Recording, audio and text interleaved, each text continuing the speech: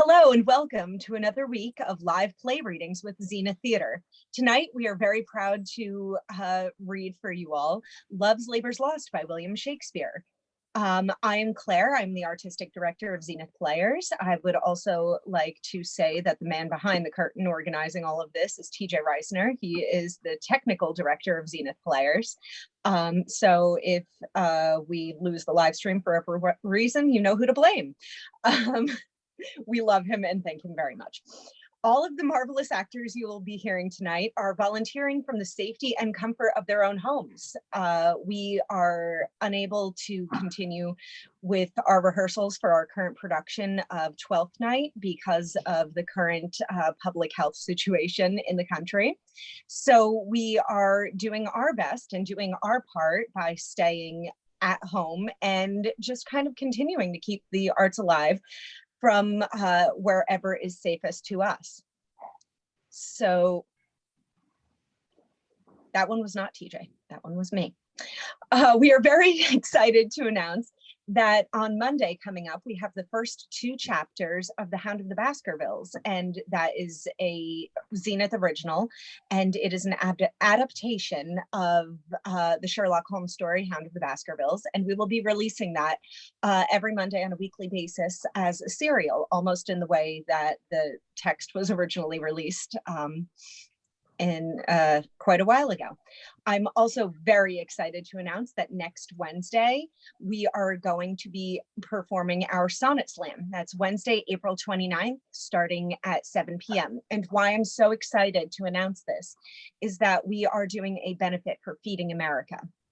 So on our Zenith Players website, we have a fundraiser set up so that you can make a donation, and all of that money will be going to Feeding America, which actually provides food to food banks throughout the country to make sure that, especially during a time when food banks are requiring more donations than ever, that they are able to get the supplies they need to get them out to help everybody who is hurting at this time. So if that is something that you would like to be a part of, and maybe you can't make a donation, but you want to just be involved, on our Zenith Players Facebook page, we have a sonnet sign-up list.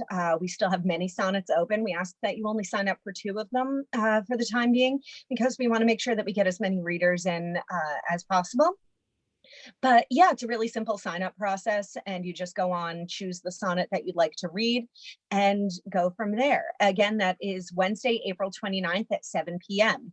And we also welcome you to check out our website, zenithplayers.com, and you can view all of our past play readings. They are all listed on there as well. And then I am also pleased to announce that next Saturday for our Shakespeare series, we will be performing Merry Wives of Windsor. So if you are interested at all in doing a reading for that, send us a Facebook message with Zenith Players or email casting@zenithplayers.com, and our technical director will get back to you as soon as possible. That is all you need to hear from me, but now I will hand it over and we present Love's Labour's Lost. Love's Labour's Lost, featuring Patrick Brockway as Ferdinand, the King of Navarre, as the lords attending him, Kyle Walton as Longaville, and Russell Slater as Dumain. Emily Durango as the Princess of France. Her ladies, Sarah Decker will play Maria, Gwen Wark will play Catherine, and Andrew Gellos will play Boyer, a lord attending the princess. As Don Adriano de Armado, the braggart, we have Michael Smith Gallo, and as his boy or page, also known as Moat, Mira Singer. Johanna Eriksson plays Jacquinetta the Wench, Noah Stanzione, Costard the Clown, Emily Brennan, Dull the Constable, Steve Anderson will play Holofernes the Pedant, George Levine will play Nathaniel the Curate. We also have Laura Calandrino as the Forester, Lane McCabe as Monsieur Marcade, Mary Flanagan as a lord, with Marie Nicole as Rosaline, a lady attending the princess, and Shakira Searle as Barone, a lord attending the king. Act 1, Scene 1. Enter Ferdinand, King of Navarre, Barone, Longaville, and Dumain. Let fame, that all hunt after in their lives, live registered upon our brazen tombs, and then grace us in the disgrace of death, when spite of cormorant of devouring time, the endeavor of this precept breath may buy that honor which shall bait his scythe's keen edge, and make us heirs of all eternity. Therefore, brave conquerors, for so thou art, that war against your own affections, and the huge army of the world's desires, our late edict shall strongly stand in force. Navarre shall be wonder of the world. Our court shall be of a little academe, still in contemplative and living art. You there, Baron, Dumain, and Longaville, have sworn for 3 years' term to live with me, my fellow scholars, and to keep those statutes that are recorded in this scheduled here. Your oaths are passed, and now subscribe your names, that his own hand may strike his honor down, that violates the smallest branch herein, if you are armed to do as sworn to do. Subscribe your deep oaths, and keep it too. I am resolved. 'Tis but a 3 years' fast. The mind shall banquet, though the body pine. Fat paunches have lean pates, and dainty bits make rich the ribs, but bankrupt quite the wits. My loving lord, Dumain is mortified. The gruesome manner of these world's delights he on the gross world's basest slaves. To love, to wealth, to pomp I pine and die, living all those living in philosophy. I can but say their protestation over so much, dear liege. I have already sworn, that is, to live and study here 3 years. But there are other strict observances, as not to see a woman in that term, which I hope well is not enrolled there, and 1 day in a week to touch no food, and but 1 meal on every day besides, that which I hope is not enrolled there, and then to sleep but 3 hours in the night, and not be seen to wink of all the day, when I was wont to think no harm all night, and make a dark night of two of half the day, which I hope well is not enrolled there. Oh, these are barren tasks, too hard to keep. Not to see ladies, study, fast, not sleep. Your oath is passed to pass away from these. Let me say no, my liege, and if you please, I only swore to study with your grace, and stay here in your court for 3 years' space. You swore to that, Baron, and to the rest. By yea and nay, sir, then I swore in jest. What is the end of study? Let me know. Why, that to know which else we should not know. Things hidden barred, you mean, from common sense? Aye, that is study's godlike recompense. Come on, then. I will swear to study so, to know the thing I am forbid to know. And thus, to study where I well may dine, when I to feast expressly am forbid, or study where to meet some mistress fine, when mistresses from common sense are hid, or having sworn too hard a keeping oath, study to break it, and not break my troth. If study's gain be thus, and this be so, study knows that which yet it doth not know. Swear me to this, and I will ne'er say no. These be the stops that hinder study quite, and train our intellects to vain delight. Why, all delights are vain, and that most vain, which with pain purchased doth inherit pain, as painfully to pore upon a book, to seek the light of truth, while truth the while doth falsely blind the eyesight of his look. Light seeking light doth light of light beguile. So, ere you find where light in darkness lies, your light grows dark by losing of your eyes. Study me how to please the eye indeed, by fixing it upon a fairer eye, whose dazzling so that eye shall be his heed, and give him light that it was blinded by. Study is like the heaven's glorious sun, that will not be deep searched with saucy looks. Small have continual plodders ever won, save base authority from others' books. These earthly godfathers of heaven's lights, that give a name to every fixed star, have no more profit of their shining nights than those that walk and wot not what they are. Too much to know is to know naught but fame, and every godfather can give a name. How well he's read to reason against reading. Proceeded well to stop all good proceeding.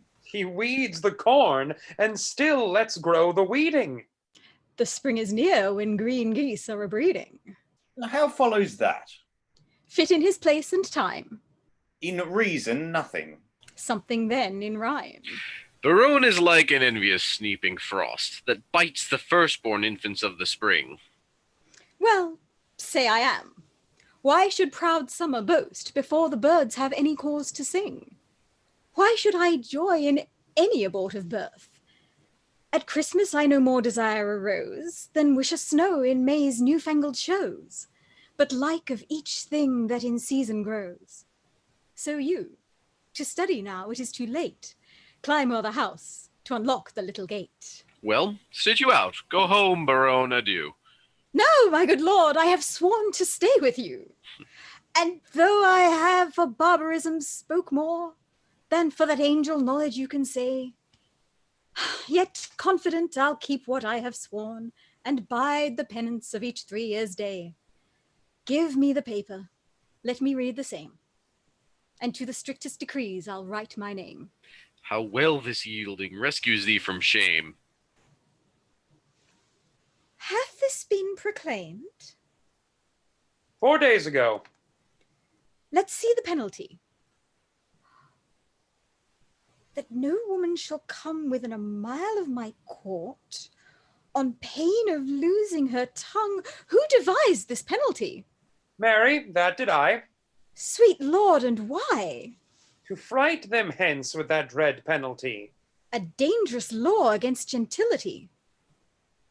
Item, if any man be seen to talk with a woman within the term of 3 years, he shall endure such public shame as the rest of the court can possible devise.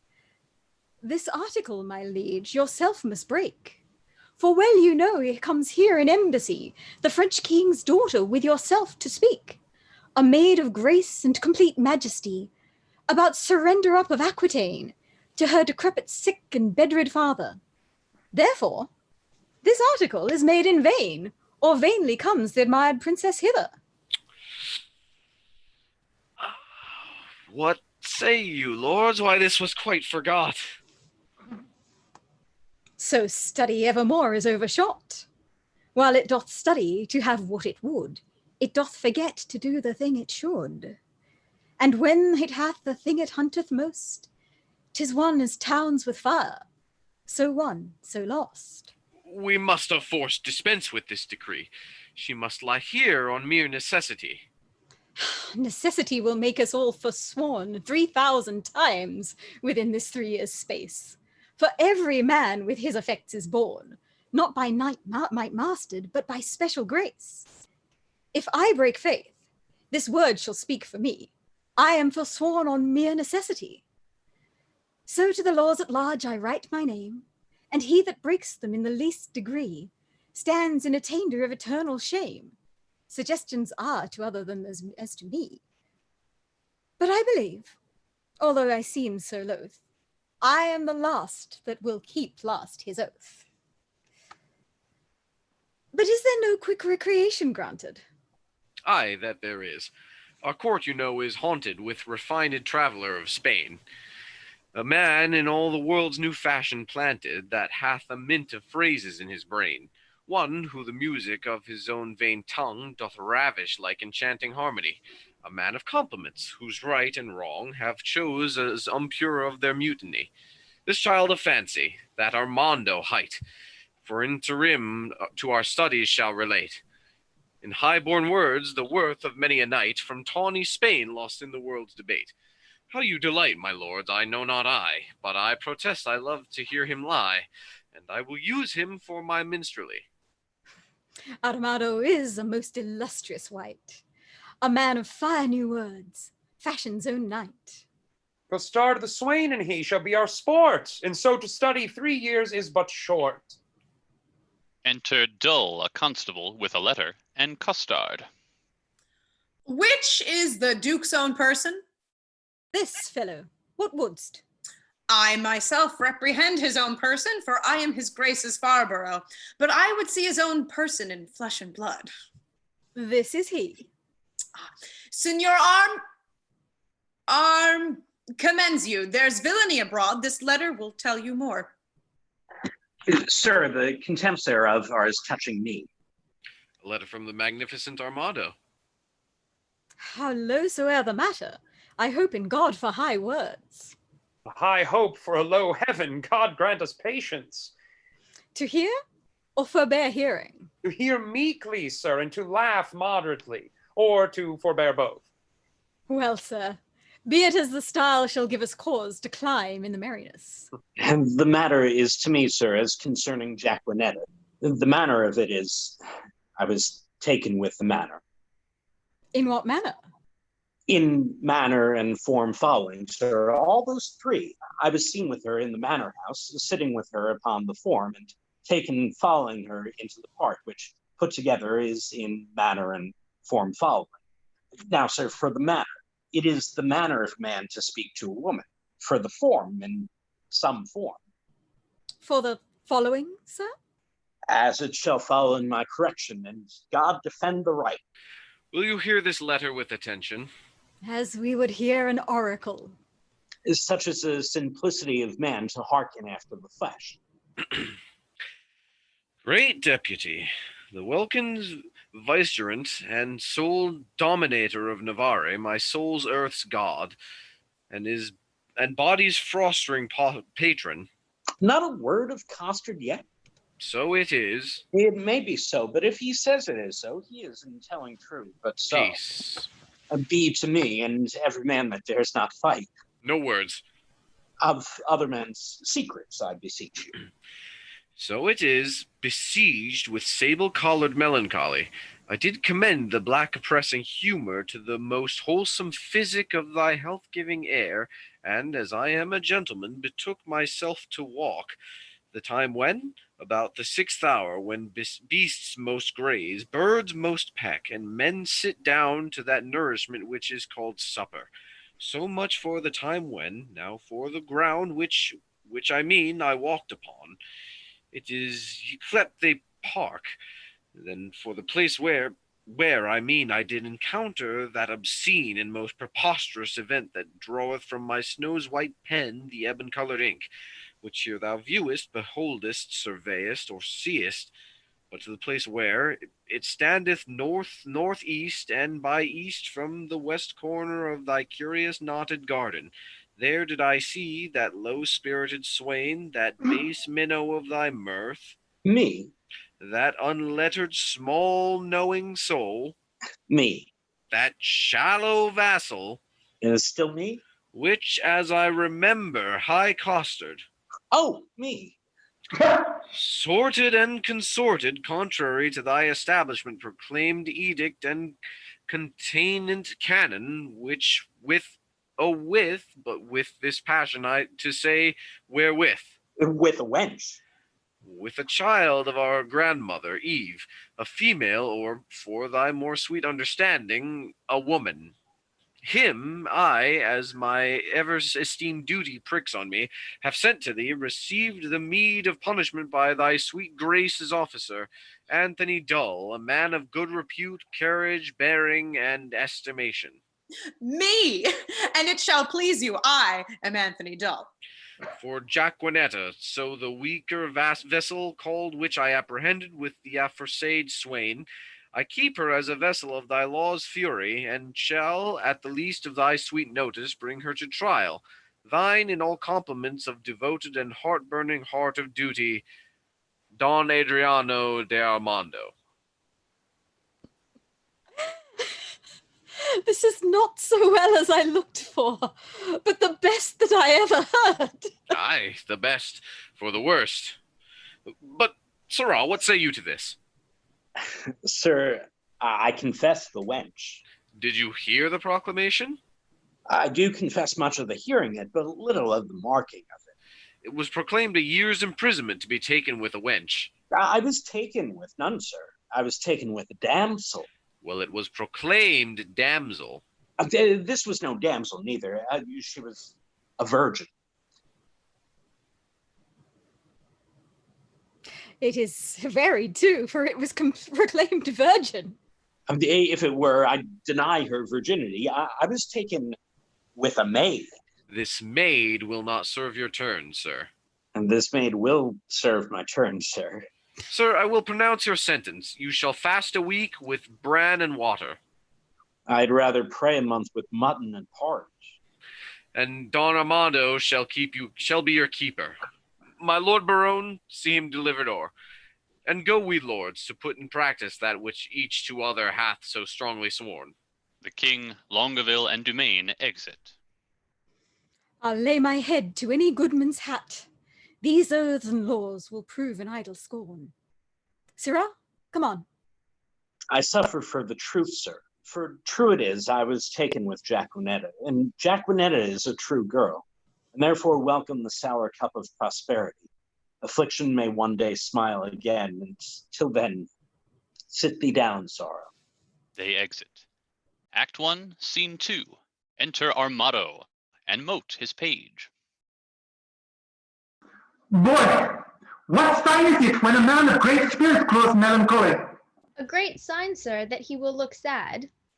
Why, sadness is one and the selfsame thing, dear imp. No, no, oh lord, sir, no. How canst thou part sadness and melancholy, my tender juvenile? I a familiar demonstration of the working, my tough signor. Why tough signor? Why tough signor? Why tender juvenile? Why tender juvenile? I spoke it, tender juvenile, as a congruent epitheton appertaining to thy young days, which we may nominate tender. And I, tough signor, as an appurtenant title to your old time, which we may name tough. Pretty and apt. I mean you, sir. I pretty and my saying apt, or I apt and my saying pretty? Thou pretty because little. Little pretty because little, wherefore apt? And therefore apt because quick. Speak you this in my praise, master. In thy condign praise. I will praise an eel with the same praise. That an eel is ingenious? That an eel is quick. I do say thou art quick in answers. Thou keep'st my blood. I am answered, sir. I love not to be crossed. He speaks the mere contrary, crosses love not him. I have promised to study 3 years with the Duke. You may do it in an hour, sir. Impossible. How many is one thrice told? I am ill at reckoning. It filleth the spirit of a tapster. You are a gentleman and a gamester, sir. I confess both. They are both the varnish of a complete man. Then I am sure you know how much the gross sum of deuce ace amounts to. Both amounts to one more than two. Which the base vulgar do call 3. True. Why, sir, is this such a piece of study? Now here is 3, studied ere thrice you'll thrice wink. And how easy it is to put years to the word 3 and study 3 years in 2 words, the dancing horse will tell you. A most fine figure. To put you in a cipher. I will hereupon confess, I am in love. And as is base for a soldier to love, so I am in love with a base wench. If drawing my sword against humor or affection would deliver me from the reprobate thought of it, I would take desire prisoner and ransom him to any French courtier for a new devised courtesy.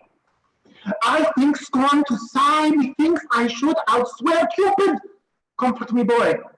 What great men have been in Loathe? Hercules, master. Most sweet Hercules. More authority, dear boy. Name more and sway, sweet my child. Let them be men of good repute and carriage. Samson, master, he was a man of good carriage, great carriage, for he carried the town gates on his back like a porter, and he was in love. Oh, well meet Samson. Strong jointed Samson, I'll do excel thee in my rapier as much thou didst me in carrying gates. I am in love too. Who was Samson's love, my dear moth? A woman, master. Of what complexion? Of all the 4, or the 3, or the 2, or one of the 4. Tell me precisely of what complexion?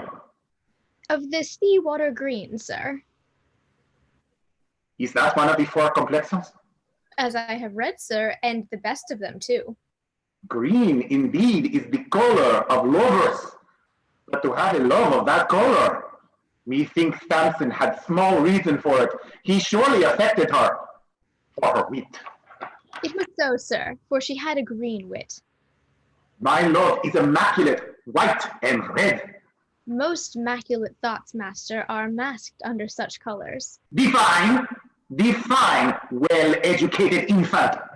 My father's wit and my mother's tongue assist me. Sweet invocation of a child, most pretty and pathetical.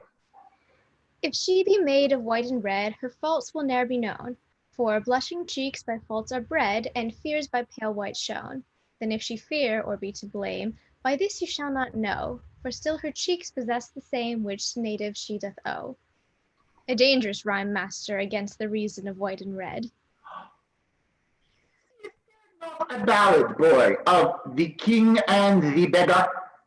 The world was very guilty of such a ballad some 3 ages ago, but I think now 'tis not to be found, or if it were, it would neither serve for the writing nor the tune.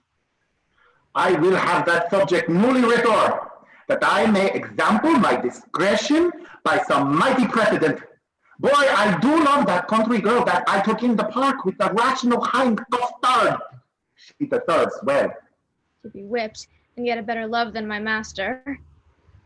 Sing, boy, my spirit grows heavy in love. And that's a great marvel, loving a light wench. I say, sing! Forbear till this company be past. Enter Costard the clown, Dull the constable, and Jaquinetta the wench. Sir, the Duke's pleasure is that you keep Costard safe, and you must suffer him to take no delight nor no penance, but he must fast 3 days a week. For this damsel, I must keep her at the park. She is allowed for the day woman. Fare you well. I do betray myself, my blushing. Maid, Man, I will visit thee at the lodge. that's hereby. I know where it is situated. Lord, how wise you are. I will tell you wonders. With that face? I love thee, So I heard you say. and so farewell. Fair weather after you. Come, Jacanetta, away. Dull and Jaquinetta exit. Villain, thou shalt fast for thy offences ere thou be pardoned. Well, sir, I hope I shall do it on a full stomach. Thou shalt be heavily punished. I'm more bound to you than your fellows, for they are but lightly rewarded. Take away this villain. Shoot him up. Come, you transgressing slave, away. And let me not be pent up, sir. I will fast, being loose. No, sir, that were fast and loose. Thou shalt to prison. Well, if ever I do see the merry days of desolation that I've seen, some shall see. What shall some see? Nay, and nothing, Master Moat, but what they look upon. It is not for prisoners to be too silent in their words, and therefore I will say nothing. I thank God I have as little patience as another man, and therefore I can be quiet. Costard and the boy exit. I do affect the very ground which is base, where her shoe which is baser, guided by her foot which is basest, doth tread. I shall be forsworn, which is as great argument of falsehood if I love. How can that be a true love which is falsely attempted? Love is a familiar, love is a devil. There is no evil angel but love. Yet was Samson so tempted? And he had an excellent strength. Yet was Solomon so seduced, and he had a very good wit. Cupid's butt shaft is not so hard for Hercules' club, and therefore too much odds for a Spaniard's rapier. The first and second cause will not serve my turn. The passado he respects not. The duello he regards not. His disgrace is to be called boy, but his glory is to subdue men. Adieu, thou lost rapier, be still, drum, for your master is in, manager is in love. Yea, he loveth, assist me. Some extempore god of rhyme, for I am sure I shall turn sonnet. Devise wit. Write, pen, for I am for whole volumes in folio. He exits. End of Act 1. Act 2, Scene 1. Enter the Princess of France with 3 attending ladies, Rosaline, Maria, and Catherine, along with Boyer and other lords. Now, madam, summon up your dearest spirits. Consider who the king your father sends, to whom he sends, and what's his embassy. Yourself held precious in the world, esteem, to parley with the sole inheritor of all perfections that a man may owe. Matchless Navarre, the plea of no less weight than Aquitaine, a dowry for a queen. Be now as prodigal of all dear grace as nature was in making graces dear, when she did starve the general world besides, and prodigally give them all to you. Good Lord Boyet, my beauty, though but mean, needs not the plainted flourish of your praise. Beauty is bought by judgment of the eye, not uttered by base sale of chapmen's tongues. I am less proud to hear you tell my worth than you much willing to be counted wise in spending your wit in praise of mine. But now to task the tasker. Good Boyet, you are not ignorant. All telling fame doth noise abroad. Navarre have made a vow, till painful study shall outwear 3 years. No woman may approach his silent court. Therefore, to seemeth it a needful course before we enter his forbidden gates, to know his pleasures. And in that behalf, bold of your worthiness, we single you as our best moving fair solicitor. Tell him, the daughter of the King of France, on serious business craving quick dispatch, importunes personal conference with his grace. Haste signifies so much, while we attend, like humble-visaged suitors, his high will. Proud of employment, willingly I go. All pride is willing pride, and yours is so. Boy, Who are the votaries, my loving lords, that are vow fellows with this virtuous duke? Longaville is one. Know you the man? I know him, madam. At a marriage feast between Lord Perigot and the beauteous heir of Jacques Falconbridge, solemnized in Normandy, saw I this Longaville. A man of sovereign parts, he is esteemed, well fitted in arts, glorious in arms. Nothing becomes him ill that he would well. The only soil of his fair virtue's gloss, if virtue's gloss will stain with any soil, is a sharp wit, matched with too blunt a will, whose edge hath power to cut, whose will still wills it should not spare that come within his power. Some merry mocking lord, belike. Is it so? They say so most his humours know. Such short-lived wits do wither as they grow. Who are the rest? The young Dumain, a well-accomplished youth, of all that virtue loved for virtue loved, more power to do most harm, least knowing ill, for he hath wit to make an ill shape good, and shape to win grace though he had no wit. I saw him at the Duke Alençon's once, and much too little of that good I saw is my report to his great worthiness. Another of these students at that time was there with him. If I had heard a truth, Baron, they called him, but a merrier man within the limit of becoming mirth. I never spent an hour's talk withal. His eye begets occasion for his wit. For every object that the one doth catch, the other turns to a mirth-moving jest, which his fair tongue, conceits expositor, delivers in such apt and gracious words that aged ears play truant at his tales, and younger hearings are quite ravished. So sweet and voluble is his discourse. God bless my ladies, are they all in love, that every one her own hath garnished with such bedecking ornaments of praise? Here comes Boyet. Enter Boyet. Now, what admittance, lord? Navarre had notice of your fair approach, and he and his competitors in oath were all addressed to meet you, gentle lady, before I came. Marry, thus much I have learned. He rather means to lodge you in the field, like one that comes to besiege his court, than seek the dispensation of his oath to let you enter his unpeopled house. Enter the King of Navarre, Longaville, Dumain, and Baronne. Here comes Navarre. Fair princess, welcome to the court of Navarre. Fair I give you back again, and welcome I have not yet. The roof of this court is too high to be yours, and welcome to the wide fields too base to be mine.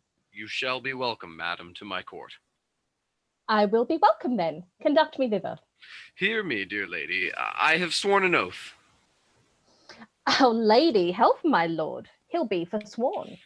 Not for the world, fair madam, by my will. Why, will shall break it. Will and nothing else. Your ladyship is ignorant what it is. Were my lord so, his ignorance were wise, where now his knowledge must prove ignorance. I hear your grace hath sworn out housekeeping. 'Tis deadly sin to keep that oath, my lord, and sin to break it. But, pardon me, I am too sudden bold. To teach a teacher ill beseemeth me. Vouchsafe to read the purpose of my coming, and suddenly resolve me in my suit. Madam, I will if suddenly I may. You will the sooner that I were away, for you'll prove perjured if you make me stay. Did I not dance with you in Brabant once? Did not I dance with you in Brabant once? I know you did. How needless was it then to ask the question? You must not be so quick. 'Tis long of you that spur me with such questions. Your wit's too hot. It speeds too fast, 'twill tire. Not till it leave the rider in the mire. What time of day? The hour that fools should ask. Now fair befall your mask. Fair fall the face it covers. And send you many lovers. Amen, so you be none. Nay then, will I be gone? Madam, your father here doth intimate the payment of 100,000 crowns. Being but one half of an entire sum, disbursed my father in his wares. But say that he or we, as neither have, received that sum, yet there remains unpaid 100,000 more, in surety of the which one part of Aquitaine is bound to us, although not valued to the money's worth. If then the king your father will restore but that one half which is unsatisfied, we will give up our right in Aquitaine, and hold fair friendship with his majesty. But that it seems he little proposeth, for here he doth demand to have repaid 100,000 crowns, and not demands, on payment of 100,000 crowns, to have a title live in Aquitaine, which we much rather had depart withal, and have the money by our father's lent, than Aquitaine, so gelded as it is. Dear princess, were not his request so far from reason's yielding, your fair self should make a yielding gainst some reason in my breast, and go well satisfied to France again. You do the king my father too much wrong, and wrong the reputation of your name, in so unseeming to confess receipt of that which hath so faithfully been paid. I do protest I never heard of it, and if you prove it, I'll repay it back, or yield up Aquitaine. We arrest your word. Boyet, you can produce acquittances for such a sum from special officers of Charles, his father? Satisfy me so. So please your grace, the packet is not come, where that and other specialties are bound. Tomorrow you shall have the sight of them. It shall suffice me, at which interview all liberal reason I will yield unto. Meantime receive such welcome at my hand, as honor without breach of honor may make tender of to thy true worthiness. You may not come, fair princess, within my gates, but here without you shall be so received, as you shall deem yourself lodged in my heart, though so denied fair harbor in my house. Your own good thoughts excuse me, and farewell. Tomorrow shall we visit you again. Sweet health and fair desires consort your grace. Thy own wish I thee in every place. He exits with Dumain, Longaville, and his attendants. Lady, I will commend you to my own heart. Pray you, do my commendations. I would be glad to see it. I would you heard it groan. Is the fool sick? Sick at the heart. Alack, let it blood. Would that do it good? My physics say aye. Will you pricked with your eye? No point. With my knife. Now God save thy life. And yours from long living. I cannot stay Thanksgiving. He exits. Enter Dumain. Sir, I pray you a word. What lady is that same? The heir of Alanson, Catherine her name. A gallant lady, monsieur. Fare you well. He exits. Enter Longaville. I beseech you, a word. What is she in the white? A woman sometimes, and you saw her in the light. Perchance light in the light. I desire her name. She hath but one for herself. To desire that were a shame. Pray you, sir, whose daughter? Her mother's, I have heard. God's blessing on your beard. Good sir, be not offended. She is an heir of Falconbridge. Nay, my collar is ended. Oh, she is a most sweet lady. Not unlike, sir, that may be. Longaville exits. Enter Barone. What's her name in the cap? Rosaline, by good hap. Is she wedded or no? To her will, sir, or so. You are welcome, sir. Adieu. Farewell to me, sir, and welcome to you. Barone exits. At last is Barone, the merry madcap lord. Not a word with him but a jest. And every jest but a word. It was well done of you to take him at his word. I was as willing to grapple as he was to board. Two hot sheeps marry. And wherefore not ships? No sheep, sweet lamb, unless we feed on your lips. You sheep and I pasture. Shall that finish the jest? So you grant pasture for me? Not so, gentle beast. My lips are no common, though several they be. Belonging to whom? To my fortunes and me. Good wits will be jangling, but gentles agree. This civil war of wits were much better used on Navarre and his bookmen, for here 'tis abused. If my observation, which very seldom lies, by the heart's still rhetoric disclosed with the eyes, deceive me not now, Navarre is infected. With what? With that which we lovers entitle affected. Your reason? Why, all his behaviors did make their retire to the court of his eye, peeping through desire. His heart like an agate with your print impressed, proud with his form, his eye pride expressed. His tongue all impatient to speak and not see, did stumble with haste in his eyesight to be. All senses to that sense did make their repair, to feel only looking on fairest fair. Methought all his senses were locked in his eye, as jewels in crystal for some prince to buy, who, tendering their own worth from where they were glassed, did point you to buy them along as you passed. His face's own margent did quote such amazes that all eyes his eyes saw, enchanted with gazes.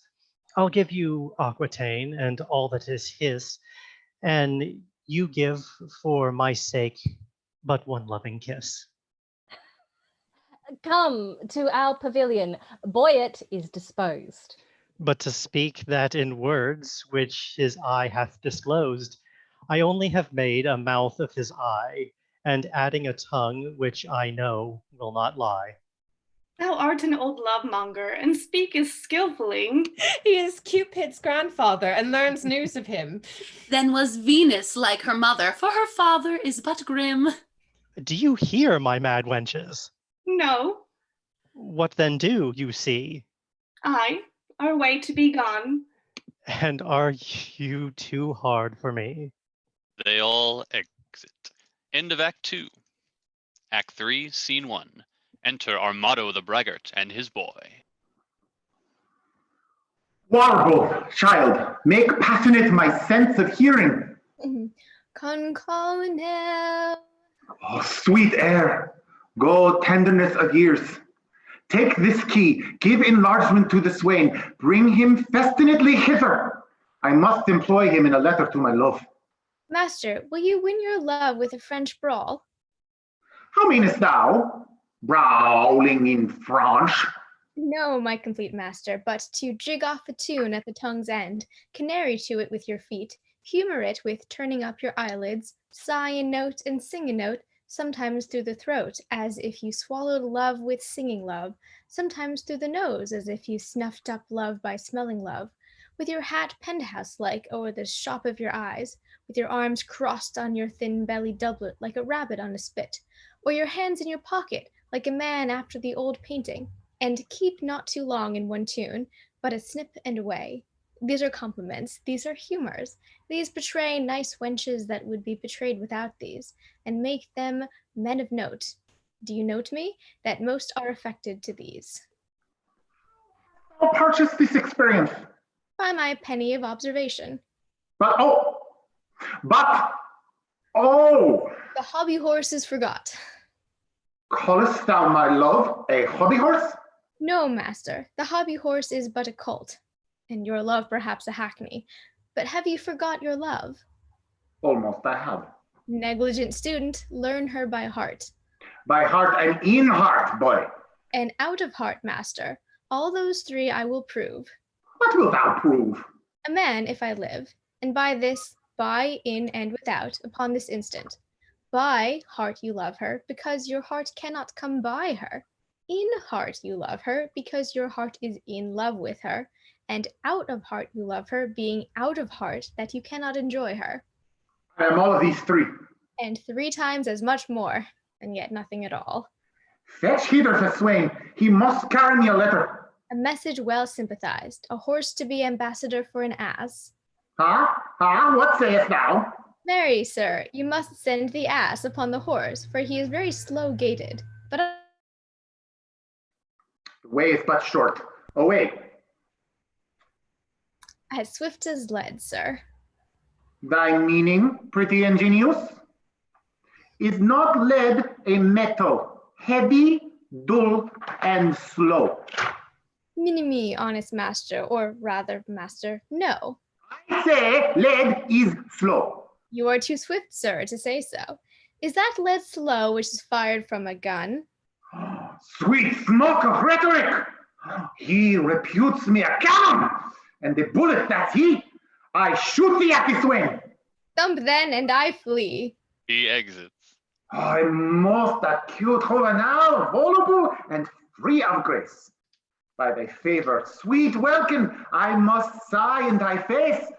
Most rude melancholy, valor gives thee place. My herald is returned. Enter the boy and Costard the clown. A wonder, master. Here's a costard broken in a shin. Some enigma, some riddle. Come, thy Lombard begin. No enigma, no riddle, no envoy, no salve in the mail, sir. Oh, sir, plantain, a plain plantain. No l'envoy, no salve, sir, but a plantain. By virtue, thou in forfeit laughter, thy silly thought on my spleen, the heaving of my lungs provokes me to the ridiculous smiling. Oh, pardon me, my stars. Don't thou inconsiderate take salvo for Lord Boy, and the word Lord my heart out. Do the wise think them other? Is not l'envoy a salve? No, page. It is an epilogue or a discourse to make plain some obscure precedent that has heretofore been sane. I will example it. The fox, the ape, and the humblebee were still at odds, but being three. There's the moral now, the l'envoy. I will add the l'envoy. Say the moral again. The fox, the ape, and the humblebee were still at odds, but being three. Until the goose came out of door and stayed the odds by adding 4. Now will I begin your moral, and do you follow with my l'envoy. The fox, the ape, and the humblebee were still at odds, being but 3. Until the goose came out of door, staying the odds by adding 4. A good l'envoy, ending in the goose. Would you desire more? Boy hath sold him a bargain, a goose, that's flat. Sir, your pennyworth is good, and your goose be fat. To sell bargain well is his cunning is fast and loose. Let me say, a fat l'envoy, aye, that's a fat goose. Oh, come hither, come hither. How did this argument begin? By saying that a costard was broken in a shin, then called you for l'envoy. And true, an eye for a plantain, thus came your argument in. Then the boy's fat l'envoy, the goose that you bought, and he ended the market. But tell me, how was there a costard broken in a shin? I will tell you sensibly. Thou hast no feeling of it, Moat. I will speak that l'envoy. I costard, running out, that was safely within, fell over the threshold and broke my shin. Back. We will speak no more of this matter. Until there be more matter in the shin. Sirrah Costard, I will enfranchise thee. Oh, marry me to one Francis. I smell some l'envoy, some goose in this. Oh, by my sweet soul, I mean setting thee at liberty and freedoming thy person. Thou wert immured, restrained, captivated, bound. True, true, and now you will be my purgation and let me loose? I give thee thy liberty, set thee free from durance, and in lieu thereof impose on thee nothing but this. Bear the significance of to the country-made Hakonetta. There is remuneration. There is remuneration, for the best word of mine honor is rewarding my dependence. No! Follow. He exits. Well, I, Signore, adieu. He exits.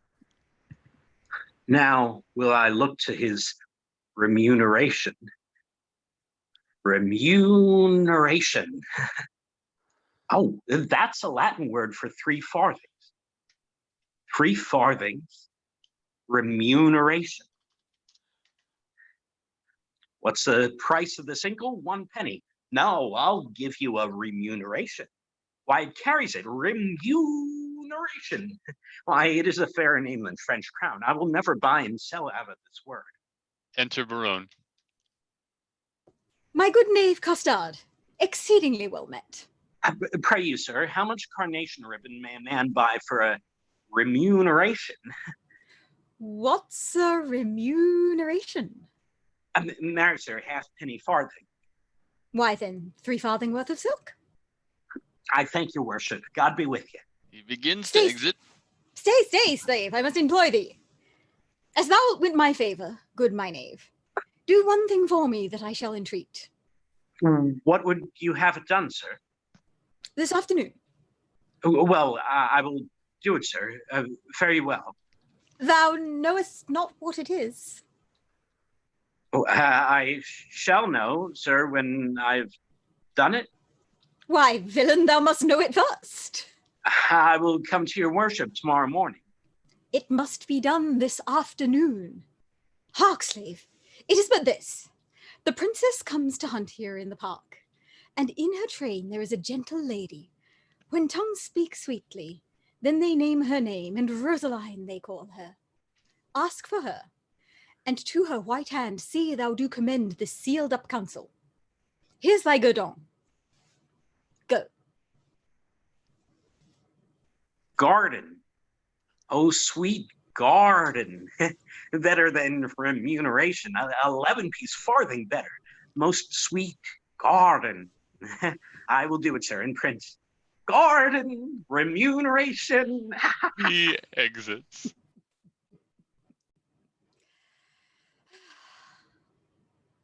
And I, forsooth, in love. I, that have been love's whip, a very beadle to a humorous sigh, a critic, nay, a night-watch constable, a domineering pedant o'er the boy, than whom no mortal so magnificent. This wimpled, whining, purblind, wayward boy, this senior junior, giant dwarf, Dan Cupid, regent of love rhymes, lord of folded arms, the anointed sovereign of sighs and groans, liege of all loiterers and malcontents, dread prince of plackets, king of codpieces, sole imperator and great general of trotting parroters. Oh, my little heart. And I, to be a corporal of his field, and wear his colours like a tumbler's hoop? What? I love, I sue, I seek a wife? A woman that is like a German clock, still a-repairing, ever out of frame, and never going aright, being a watch, but being watched, that it may still go right. Nay, to be perjured, which is worst of all, and among three to love the worst of all, a whitely wanton with a velvet brow, with two pitchballs stuck in her face for eyes, and I, by heaven, one that will do the deed, though Argus were her eunuch and her guard, and I to sigh for her, to watch for her, to pray for her. Go to. It is a plague that Cupid will impose for my neglect of his almighty dreadful little might.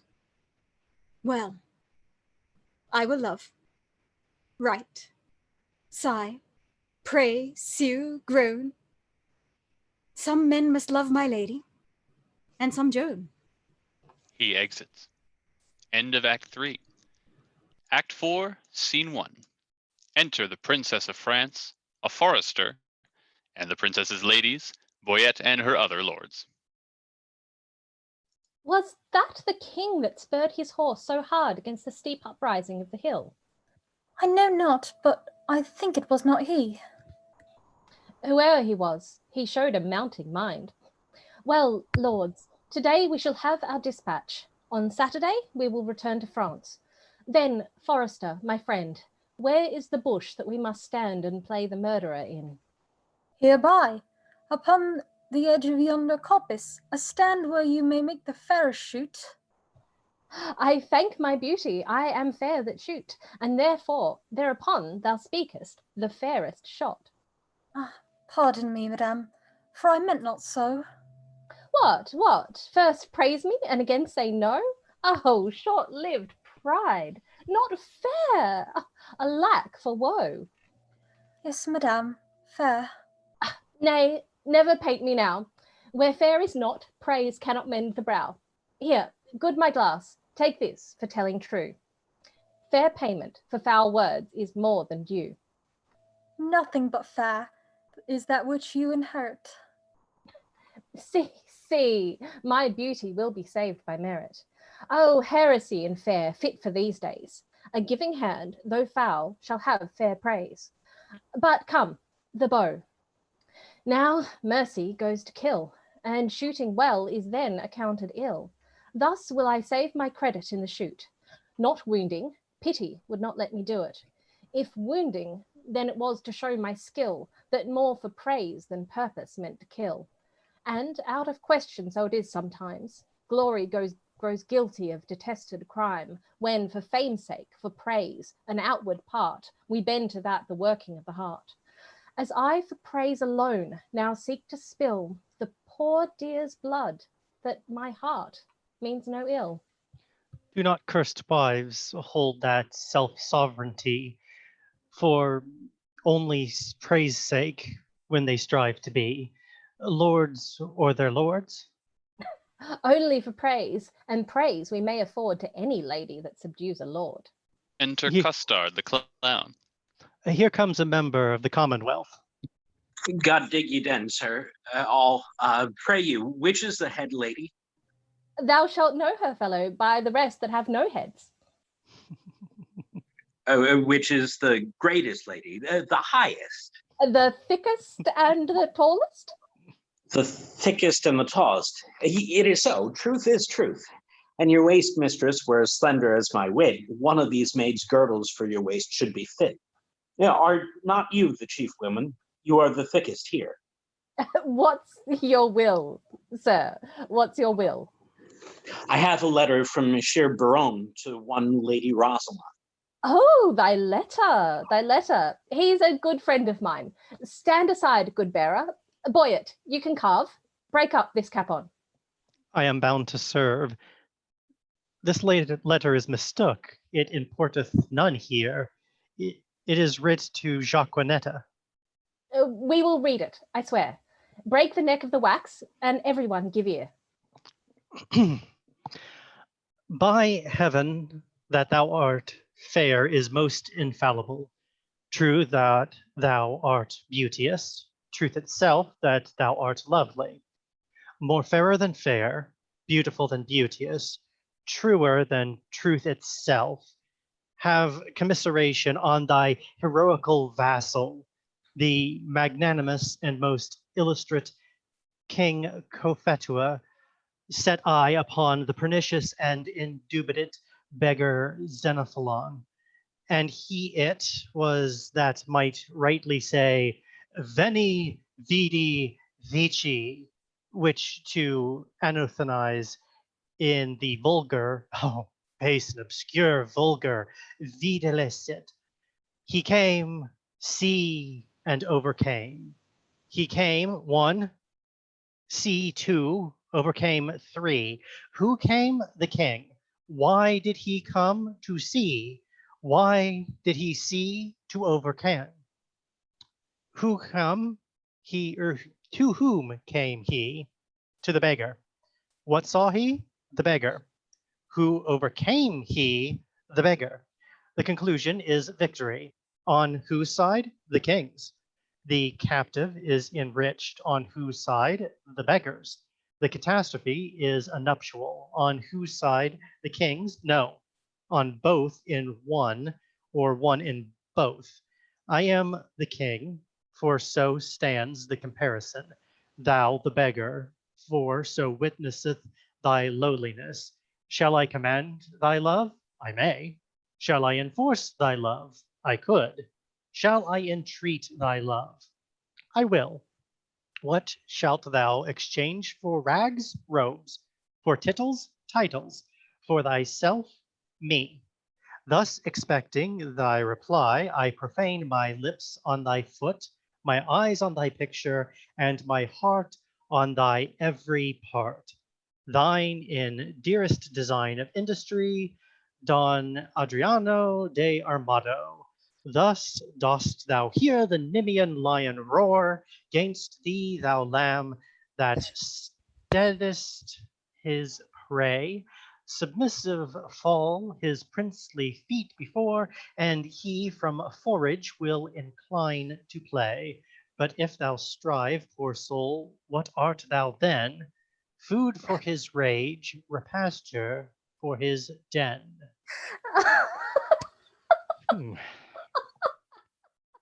What plume of feathers is he that indited this letter? What vein, what weathercock? Did you ever hear better? I am much deceived, but I remember the style. Else your memory is bad, going over it ere while. This Armado is a Spaniard that keeps here in court, a phantasm, a monarcho, and one that makes sport to the prince and his bookmates. Thou, fellow, a word. Who gave thee this letter? I told you, my lord. To whom shouldst thou give it? From my lord to my lady. From which lord to which lady? From my lord Baron, a good master of mine, to a lady of France that he called Rosaline. Thou hast mistaken his letter. Come, lords, away. Here, sweet, put this up. 'Twill be thine another day. The princess, Catherine, lords, and the forester exit. Boyette, Rosaline, Maria, and Costard remain. Who is the shooter? Who is the shooter? Shall I teach you to know? I, my continent of beauty. Oh, why, she that bears the bow, finely put off. My lady goes to kill horns, but if thou marry, hang me by the neck if horns that year miscarry. Finely put on. Well then, I am the shooter. And who is your dear? If we choose by the horns, yourself come not near. Finely put on indeed. You still wrangle with her, Boyette, and she strikes at the brow. But she herself is hit lower. Have I hit her now? Shall I come upon thee with an old saying?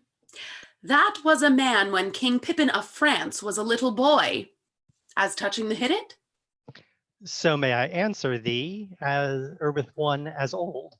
That was a woman when Queen Guinevere of Britain was a little wench, as touching the hit. Thou cannot hit it, hit it, hit it. Thou canst not hit it, my good man. And I cannot, and I cannot another can. Oh. By my troth, most pleasant, how both did fit it. Marvelous well shot, for they both did hit it.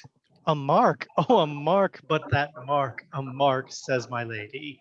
Let's the mark have a prick in it to meet at, if it may be. Why no the bow hand? In faith, your hand is out. Indeed, he must shoot nearer, he'll ne'er hit the clout. And if my hand be out, then belike your hand is in? Then she will get the upshoot by cleaving the pin. Come, you talk greasily, your lips grow foul. She's too hard for you at pricks, sir. Challenge her to bow. I fear too much rubbing. Good night, my good owl. Boyette and Maria exit. By my soul, a swain, a most simple clown. Lord, how the ladies and I have put him down.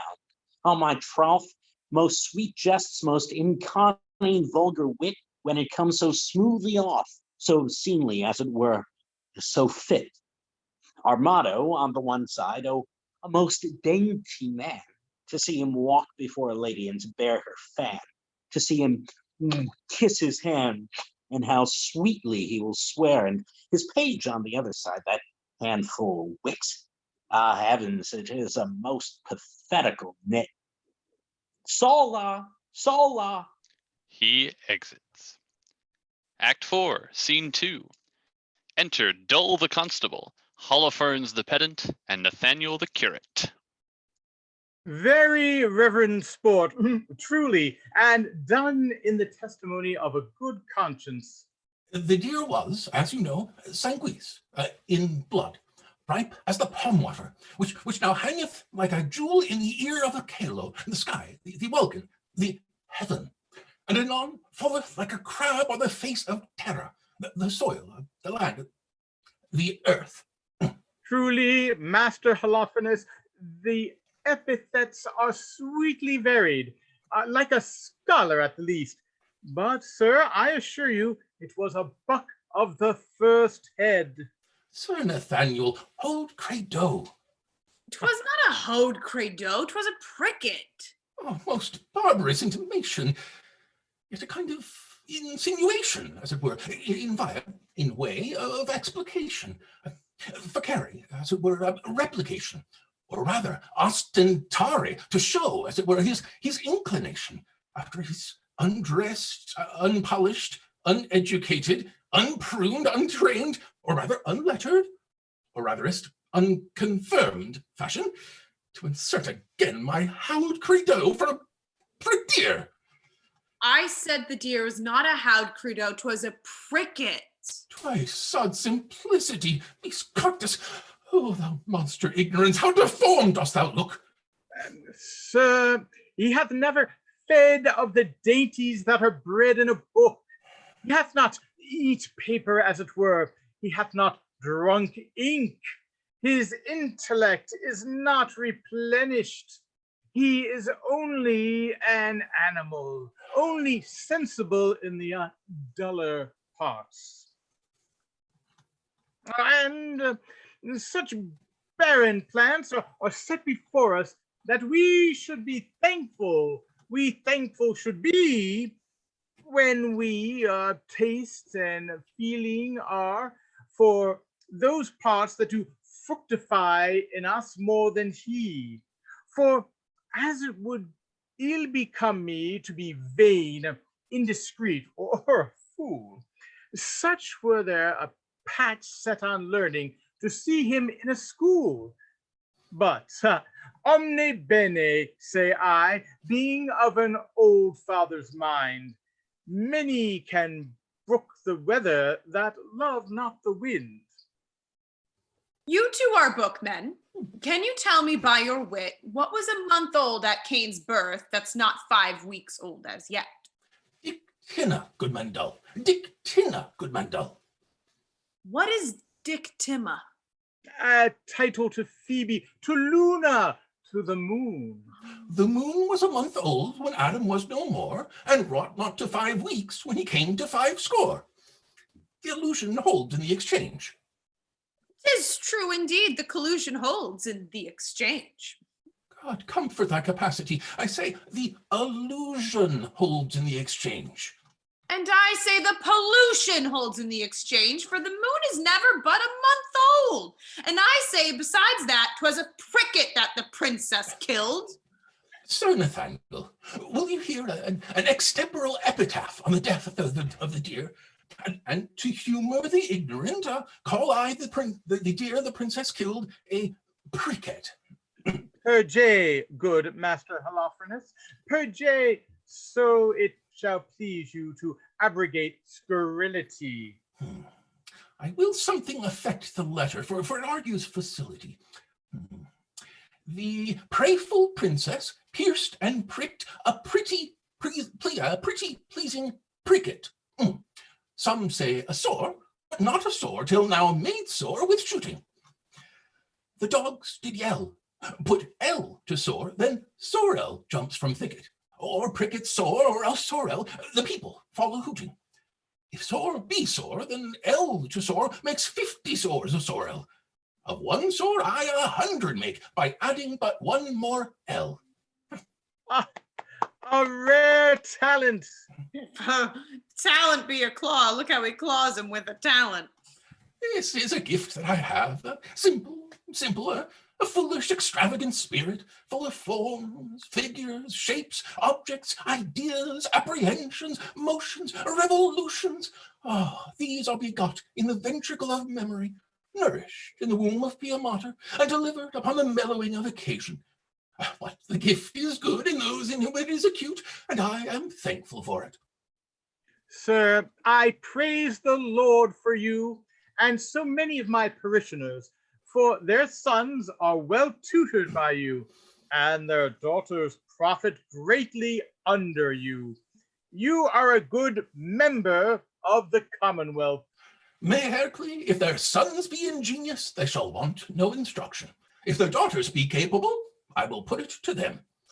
But vir sapis qui pauca loquitur, a soul feminine doth salute us. Enter Jaquinetta the wench and Costard the clown.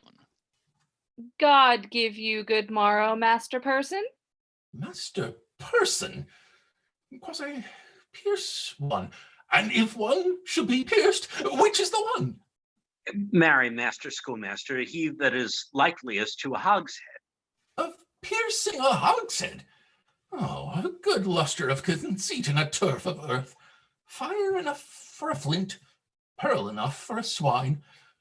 'Tis pretty, it is well. Good Master Person, be so good as to read me this letter. It was given me by Costard and sent me from Don Armando. I beseech you, read it. Facile precorgelita quando peccas omnia sub umbra, ruinata, and so forth.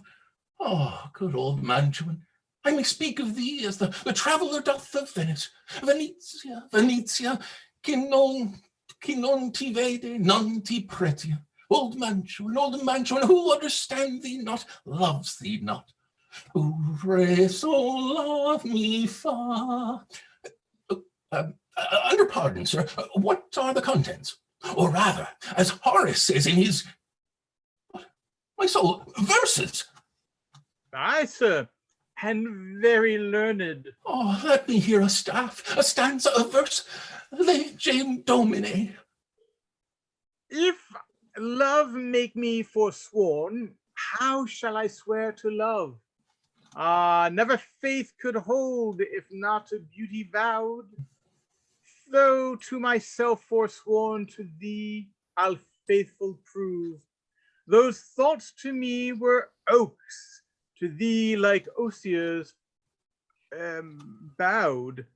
Study his bias leaves, and make his book thine eyes, where all those pleasures live that art would comprehend. If knowledge be the mark, to know thee shall suffice.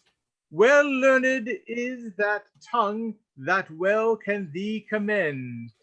All ignorant that soul that sees thee without wonder, which is to me some praise that I thy parts admire. Thy eye Jove's lightning bears, thy voice his dreadful thunder, which not to anger bent is music, and sweet fire celestial as thou art. Oh, pardon love this wrong that sings heaven's praise with such an earthly tongue. You find not the apostrophe, so miss the accent. Let me supervise the consonant. Here are only numbers ratified, but for the elegancy, facility, and golden cadence of poesy, Carre. Oh, Ovidius Naso was the man. And why indeed Naso, but for spelling out the odoriferous flowers of fancy, the jerks of invention? Imitari is nothing. Sort of the hound his master, the ape his keeper, the tired horse his rider. But, Demoiselle Virgin, was this directed to you? I, sir, from one Monsieur Buron, one of the strange Queen's lords. Overglance the superscript. To the snow-white hand of the most beauteous Lady Rosaline. I will look again on the intellect of the letter for the nomination of the party writing to the person written unto. Your ladyship's in all desired employment, Baron. Sir Nathaniel, this Baron is one of the votaries with the king, and here he hath framed a letter to a sequent of the stranger queens, which accidentally, or by the way of progression, hath miscarried. Trip and go, my sweet. Deliver this paper into the royal hand of the king. It may concern much. Stay not thy compliment, I forgive thy duty. Adieu. Good Costard, go with me. Sir, God save your life. Have with thee, my girl. Costard and Jaquinetta exit. Sir, you have done this in the fear of God very religiously, and as with certain fathers saith... Oh, sir, tell me not of the father. I do fear colorable colors. But to return to the verses, did they please you, Sir Nathaniel? Marvelous well for the pen. I do dine today at the father's of a certain pupil of mine, where if, before repast, it shall please you to gratify the table with a grace, I will, on my privilege I have with the parents of the aforesaid child, or pupil, undertake your benvenuto, where I will prove those verses to be very unlearned, not a savouring of poetry, wit, nor invention. I beseech your society. And thank you too. For society, saith the text, is the happiness of life. And certes the text most infallibly concludes it.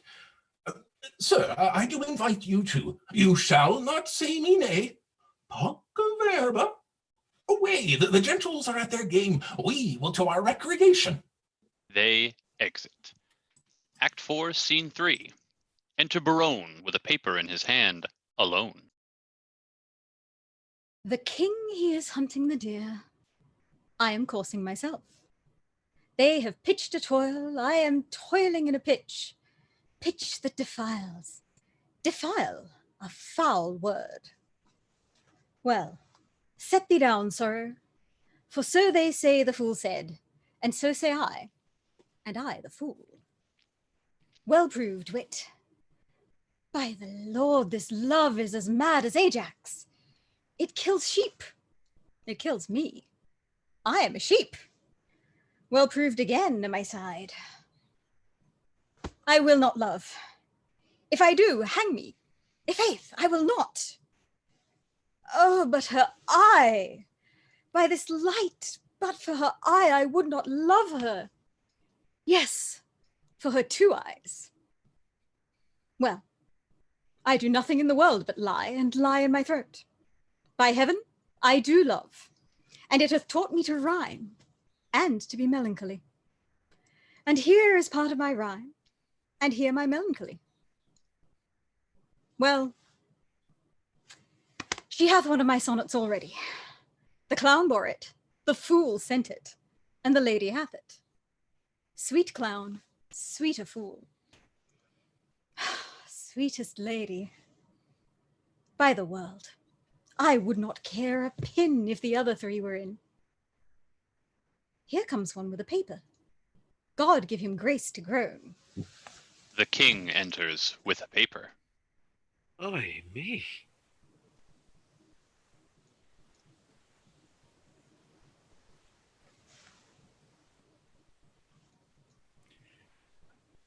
So sweet a kiss the golden sun gives not to those fresh morning's drops upon the rose, as thy eye beams, when their fresh rays have smote the night of dew that on my cheeks down flows, nor shines the silver moon one half so bright through the transparent bosom of the deep as doth thy face. Though tears are of mine give light, thou shinest in every tear that I do weep. No drop but as a coach doth carry thee, so ridest thou triumphing in my woe. Do but behold the tears that swell in me, and they thy glory, though thy grief will show. But do not love thyself, then thou wilt keep my tears for glasses, and still make me weep. O queen of queens, how far dost thou excel? No thought can think, nor tongue of mortal tell.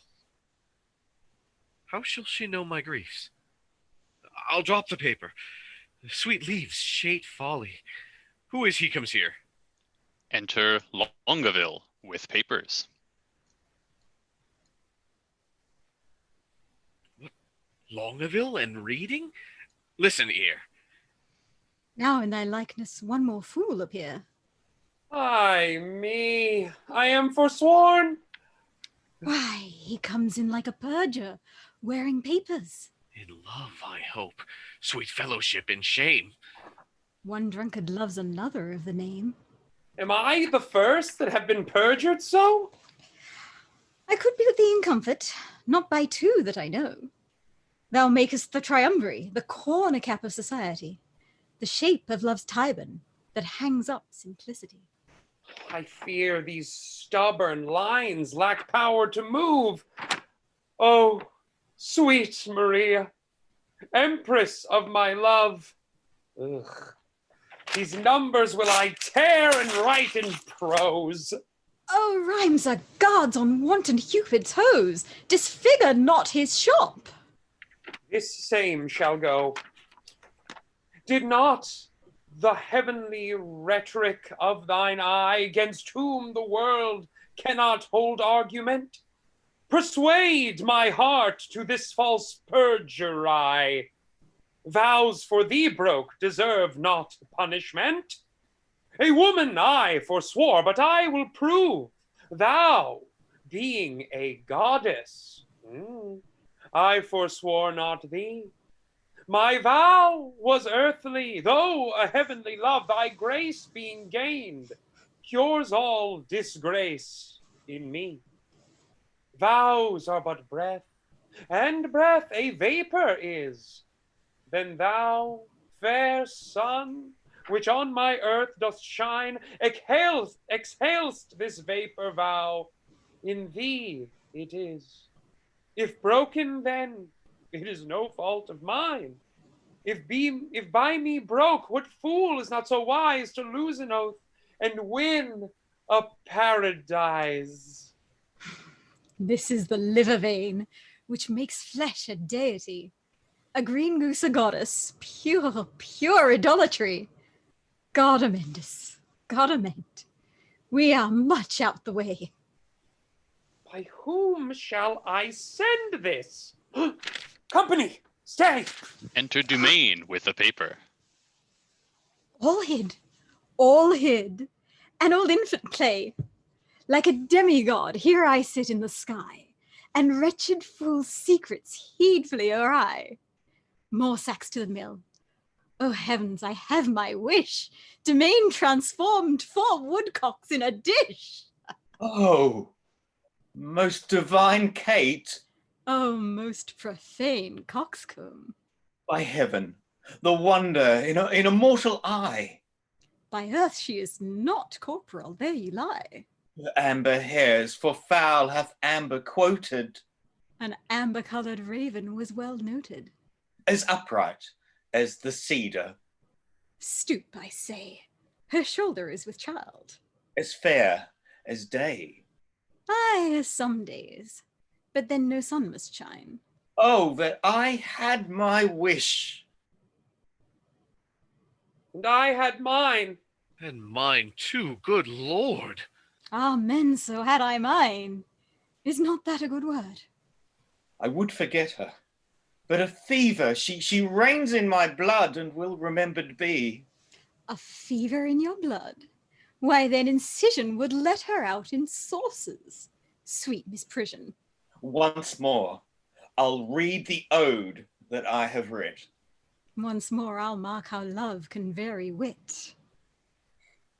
On a day, alack the day, love, whose month is ever May, spied a blossom passing fair, playing in the wanton air. Through the velvet leaves the wind all unsighed can passage find. That a lover sick to death wished himself the heaven's breath. Air, quoth he, thy cheeks may blow, air, would I might triumph so. But alack, this hand is sworn never to pluck thee from thy thorn. Thou, alack, for youth unmeet, youth so apt to pluck a sweet. But do not call it sin in me that I am forsworn for thee. Thou for whom Jove were, Juno but an Ethiop were, and deny himself for Jove, turning mortal for thy. This will I send, and something else more plain that shall express my true love's fasting pain. Oh, would the king, Barone, and Longaville were lovers too? Ill to example, ill would from my forehead what note, for none offend where all alike do dote. Dumain, thy love is far from charity, that in love's grief desirous society. You may look pale, but I should blush. I know to be o'erheard and taken napping so. Come, sir, you blush, as hits your case is such. You chide at him, offending twice as much. You do not love Maria, Longaville? Did never sonnet for her sake compile, nor never lay his wretched arms athwart? His loving bosom to keep down his heart. I have been closely shrouded in this bush, and marked you both, and for you both did blush. I heard your guilty rhymes, observed your fashion, saw sighs reek from you, noted well your passion. Ay me, says one, oh Jove, the other cries. One, her hairs were gold, crystal the other's eyes. You would for paradise break faith and troth, and Jove for your love would infringe an oath. What will Barone say when he shall hear faith infringed, which such zeal did swear? How will it scorn? How will he spend his wit? How will he triumph, leap, and laugh at it? For all the wealth that ever I did see, I would not have known so much by me. Now step I forth to whip hypocrisy. Ah, good my liege, I pray thee pardon me. Good heart, what grace hast thou thus to reprove these worms for loving, that art most in love? Your eyes do make no coaches. In your tears there is no certain princess that appears. You'll not be perjured. 'Tis a hateful thing. Tush, none but minstrels like of sonneting. But are you not ashamed? Nay, are you not? All three of you, to thus much your shot. You found his moat, the king your moat did see, but I a beam do find in each of three. Oh, what a scene of foolery I have seen, of sighs, of groans, of sorrow, and of teen. Oh me, with what strict patience have I sat, to see a king transformed to a gnat, to see great Hercules whipping a gig, and profound Solomon to tune a jig, and Nestor play at pushpin with the boys, and critic Timon laugh at idle toys. Where lies thy grief, O tell me, good Dumain, and gentle Longaville, where lies thy pain? And where my lieges? All about the breast, a caudle-o!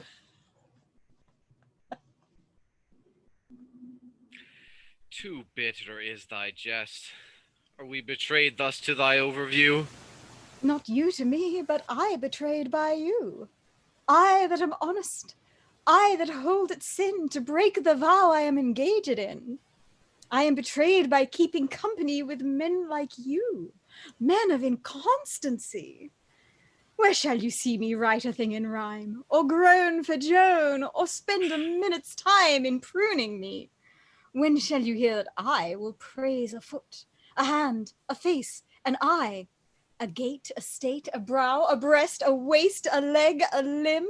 Enter Jaquanetta with a paper, and Costard the clown. Soft, whither away so fast? A true man or a thief that gallops so? I post from love. Good lover, let me go. God bless the king. What present hast thou there? Some certain treason. What makes treason here? And nay, it makes nothing, sir. If it mar nothing neither, the treason and you go in peace away together. I beseech your grace, let this letter be read. Our person misdoubts it, 'twas treason he said. Barone, read it over. Where hadst thou it? Of Custard. Where hadst thou it? Of Don Adramadio.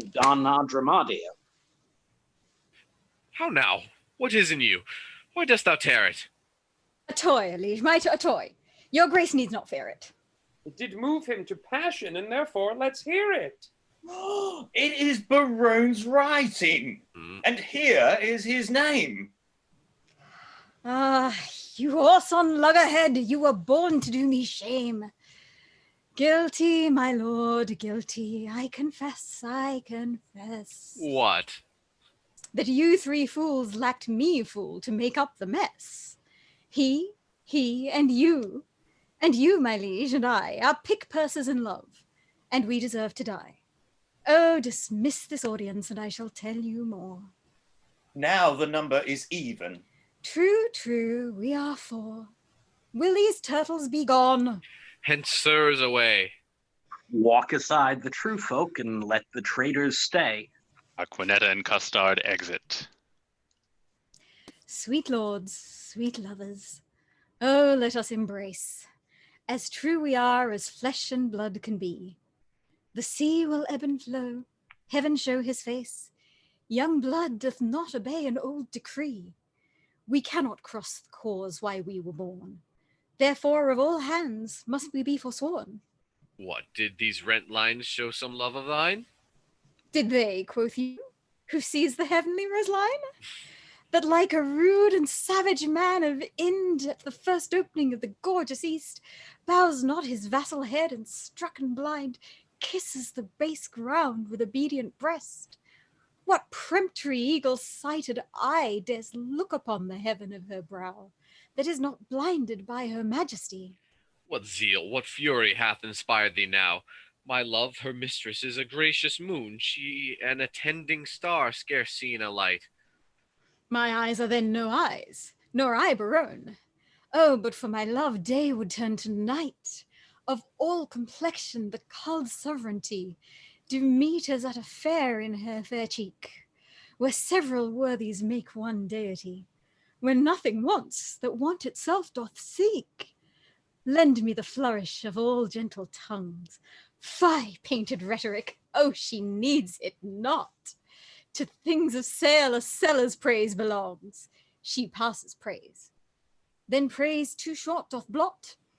A withered hermit, 50 winters worn, might shake off 50 looking in her eye. Beauty doth varnish age, as if new born. and gives the crutch that cradles infancy. Oh, 'tis the sun that maketh all things shine. By heaven, thy love is black as ebony. Is ebony like her? A word divine! A wife of such wood worth felicity. Oh, who can give an oath? Where is a book, that I may swear beauty doth beauty lack, if that she learn not of her eye to look? No face is fair that is not full so black. Oh, paradox! Black is the badge of hell, the hue of dungeons in the school of night, and beauty's crest becomes the heavens well. Devils soonest tempt resembling spirits of light. Oh, if in black my lady's brows be decked, it mourns that painting and usurping hair should ravish doters with a false aspect. And therefore is she born to make black fair. Her favour turns the fashion of the days, for native blood is counted painting now, and therefore red, that would avoid dispraise, paints itself black to imitate her brow. To look like her, a chimney sweeper's black. And since her time, our colliers counted bright. And Ethiops of their sweet complexions crack. Dark needs no candles now, for dark is light. Your mistresses dare never come in rain, for fear their colours should be washed away. 'Twere good yours did, for sir, to tell you plain. I'll find a fairer face not washed today. I'll prove her fair, or talk till doomsday here. No devil will fright thee then so much as she. I never knew man hold vile stuff so dear.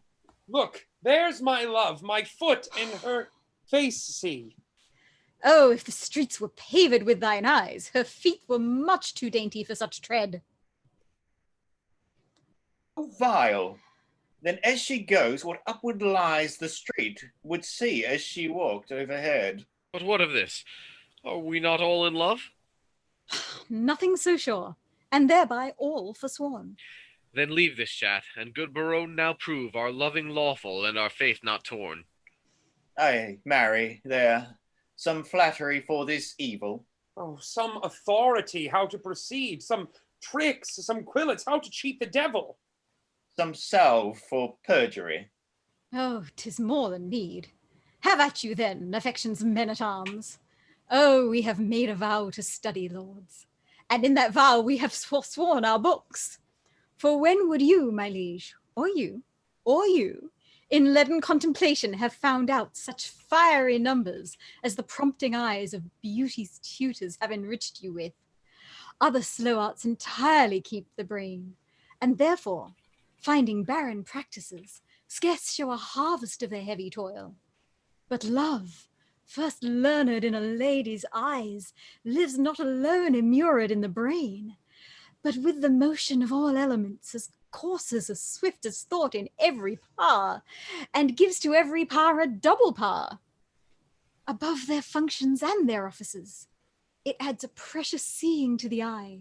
A lover's eyes will gaze an eagle blind when the suspicious head of theft is stopped.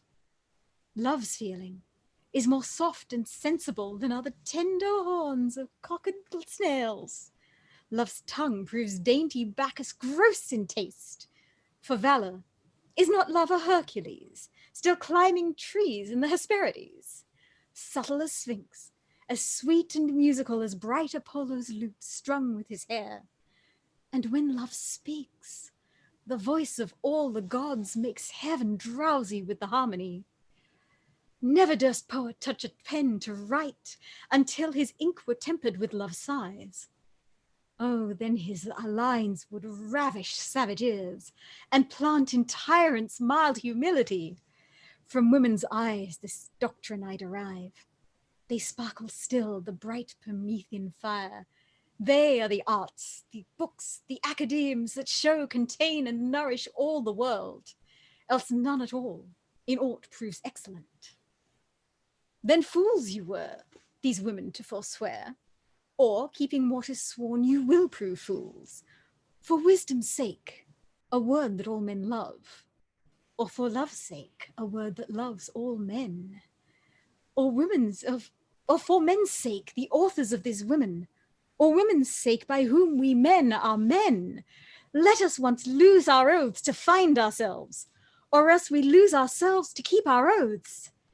It is religion to be thus forsworn, for charity itself fulfills the law. And who can sever love from charity? Saint Cupid, then, and soldiers to the field. Advance your standards, and upon them, lords. Pell-mell, down with them. But be first advised, in conflict, that you get the son of them. Now to plain dealing. Lay these gloses by. Shall we resolve to woo these girls of France? And win them too. Therefore let us devise some entertainment for them in their tents. First, from the park, let us conduct them thither. Then homeward, every man attach the hand of his fair mistress.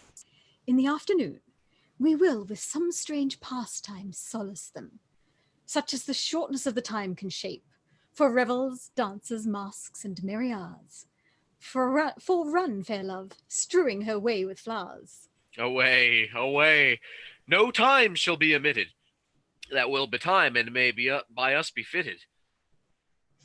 Allons, allons, sowed cockles reap no corn, and justice always whirls in equal measure. Light wenches may prove plagues to men forsworn. If so, our copper buys no better treasure. They exit. End of Act 4. Act 5, Scene 1. Enter Holofernes the pedant, Nathaniel the curate, and Dull the constable. Satis, quid sufficit? I praise God for you, sir. Your reasons at dinner have been sharp and sententious, pleasant without scurrility, witty without affection, audacious without impudency, learned without opinion, and strange without heresy. I did converse this quondam day with a companion of the king's, who is intituled, nominated, or called Don Adriano di Armado. Novi hominem tancom te. His humor is lofty, his discourse peremptory, his tongue filed, his eye ambitious, his gait majestical, and his general behavior vain, ridiculous, and thrasonical. He is too pit, too spruce, too affected, too odd, as it were, too peregrinate, as I may call it. A most singular and choice epithet. He draweth out the thread of his verbosity finer than the staple of his argument.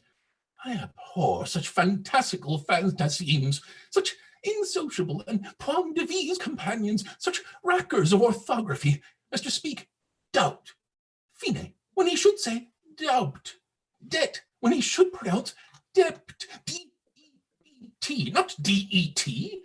He clappeth a calf, cough, half, hoff, neighbor, vocator, nebber, nay, abbreviated, ne.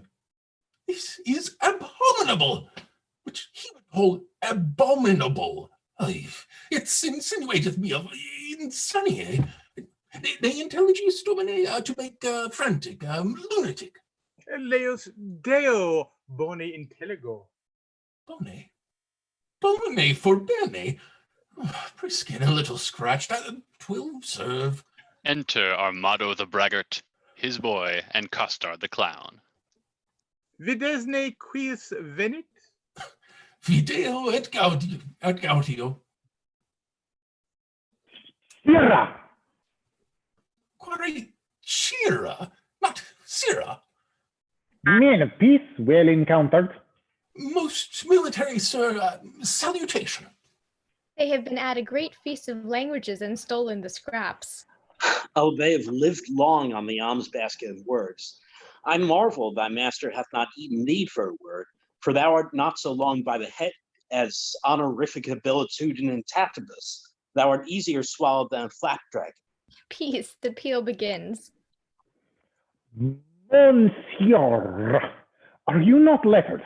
Yes, yes, he teaches boys the horn book. What is A-B spelled backward with the horn on his head? Ah, Peritia, with a horn added. Bah, most silly sheep with a horn. You hear his learning. Quis, thou consonant. The last of the 5 vowels, if you repeat them, or the 5th, if I. I will repeat them. A, E, I. Sheep. The other two concludes it. O, U. Now, by the salt wave of the Mediterranean, a sweet touch, a quick venue of wit, snip, snap, quick, and home. It rejoices my intellect through wit. Offered by a child to an old man, which is wit old. What is the figure? What is the figure? Horns. Disputest like an infant. Go whip thy gig.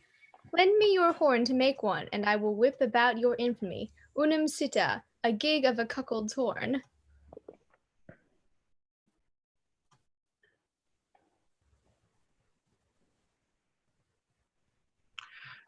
And I should make but 1 penny in the world, thou shouldst have it to buy gingerbread.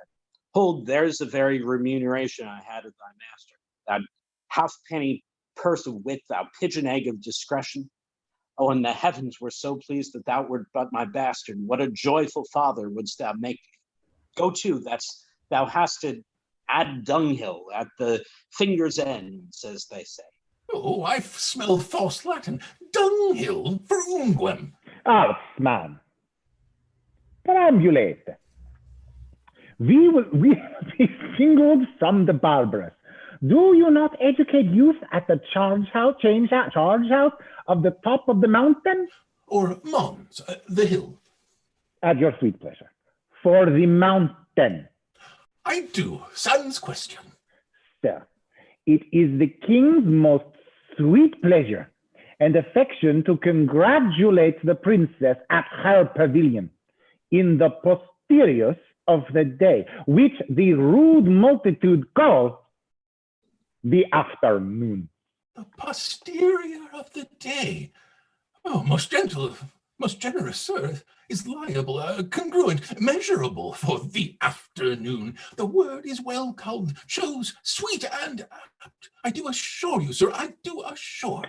Sir, the king is a noble gentleman, and by familiar, I do assure you, very good friend. For what is inward between us, let it pass. I do beseech thee, remember thy courtesy, and beseech apparel thy head. And among other important and most serious designs and of great import indeed too, but let it pass. For I must tell you, it will please his grace by the world sometimes to lean upon my poor shoulder, and with his royal finger thus dally with my excrement, with my mustachio. But sweetheart, let this pass. By the world, I recount no fable. Some certain special honors it pleaseth his greatest to impart to Armado, a soldier, a man of travel that has seen the worst. But let that pass. The very all of all is, by sweetheart, I do implore secrecy, that the king would have me present the princess, sweet Chuck, with some delightful ostentation, or show, or pageant, or antic, or firework. Now, understanding that the curate and your sweet self are good at such eruptions and sudden breaking out of mirth, as it were, I have acquainted you with all to the end to crave your assistance. Sir, you shall present before her the 9 worthies. Sir Nathaniel, as concerning some entertainment of time, some show in the posterior of this day, to be rendered by our assistance, the king's command, and this most gallant, illustrate, and learned gentleman before the princess. I say none so fit as to present the 9 worthies. Where will you find men worthy enough to present them? Joshua, yourself, myself, and this gallant gentleman, Judas Maccabeus.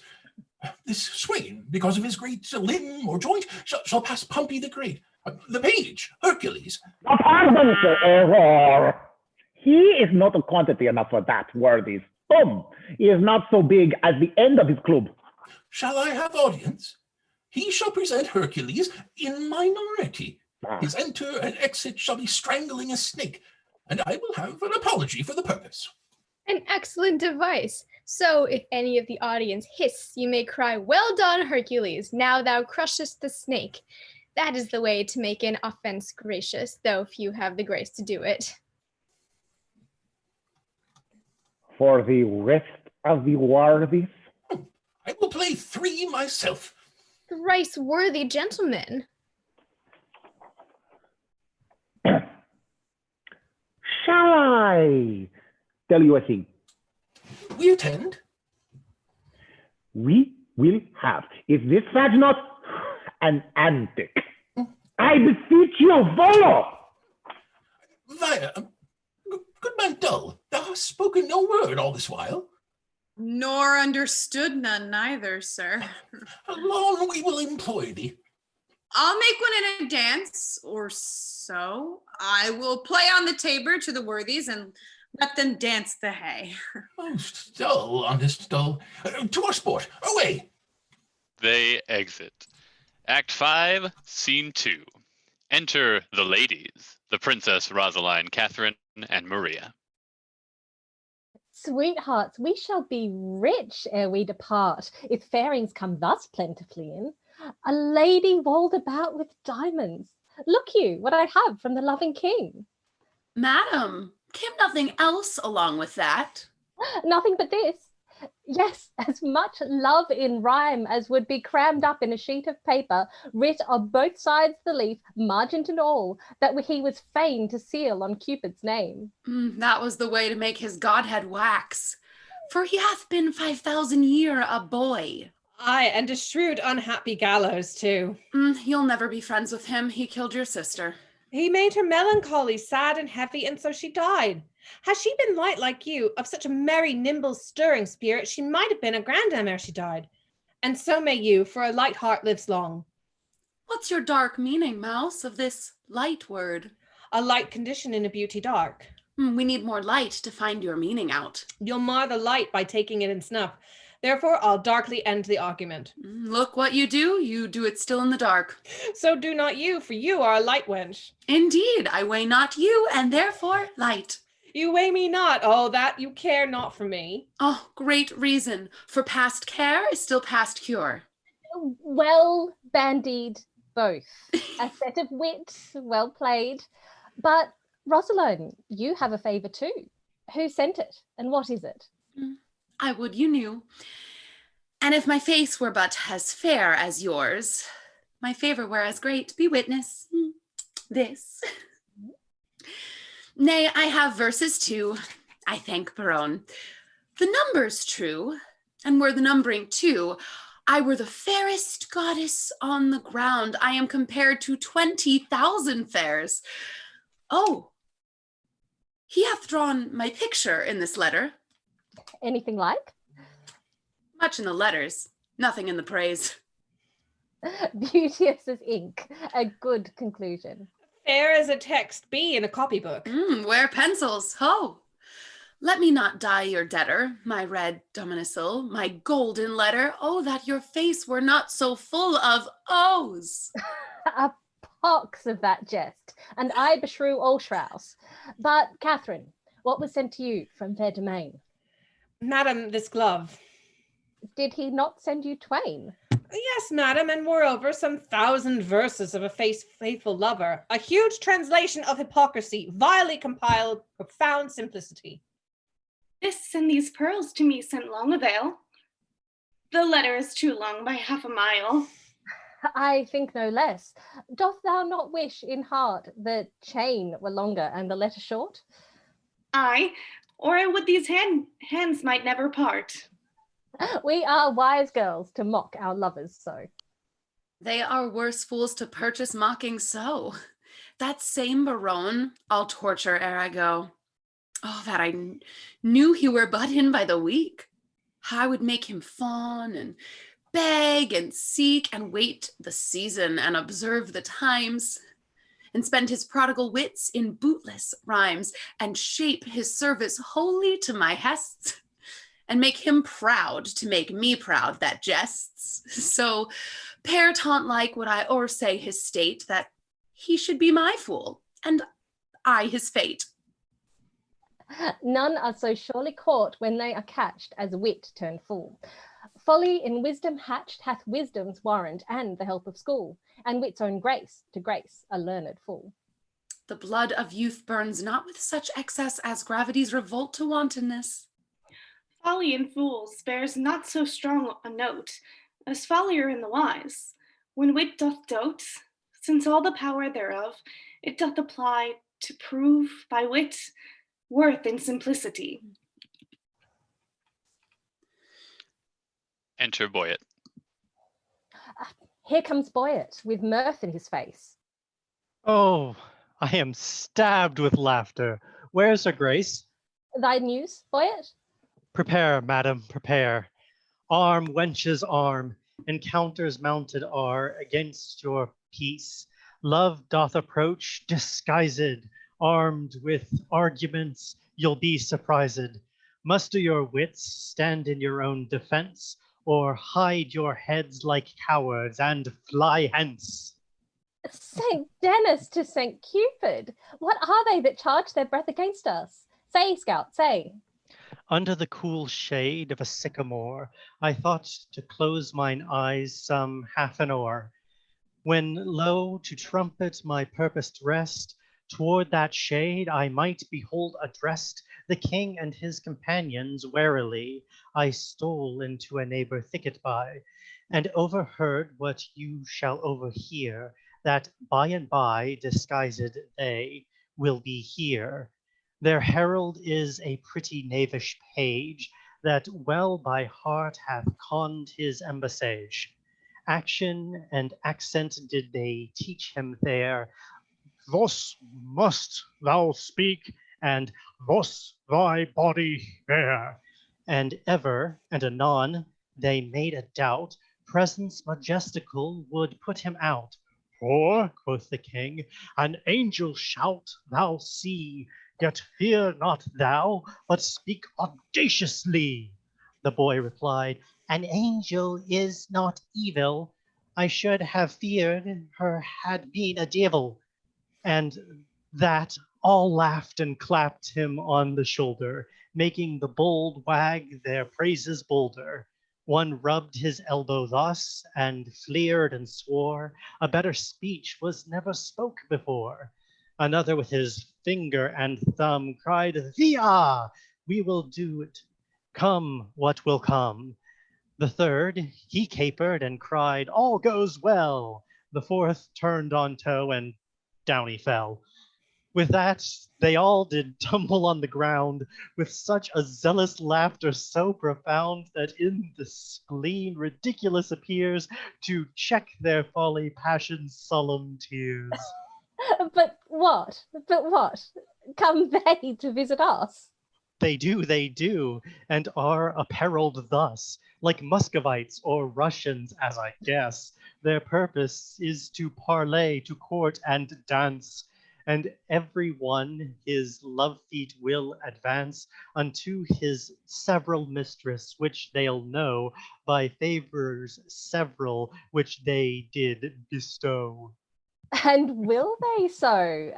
The gallants shall be tasked. For, ladies, we will every one be masked, and not a man of them shall have the grace, despite of suit, to see a lady's face. Hold, Rosaline, this favour thou shalt wear, and then the king will court thee for thy dear. Hold, take thou this, my sweet, and give me thine. So shall Baron take me for Rosaline. And change you favours too. So shall your loves woo contrary, deceived by these removes. Come on then, where the favours most in sight. But in this changing, what is your intent? The effect of my intent is to cross theirs. They do it but in mockery merriment, and mock for mock is my only intent. Their several counsels they unbosom shall to loves mistook, and so be mocked withal upon the next occasion that we meet, with visages displayed to talk and greet. But shall we dance, if they desire us to it? No, to the death we will not move a foot, nor to their pennant speech render we no grace, but while 'tis spoke, each turn away her face. Why, that contempt will kill the speaker's heart, and quite divorce his memory from his part. And therefore I do it. And I make no doubt the rest will ne'er come in if he be out.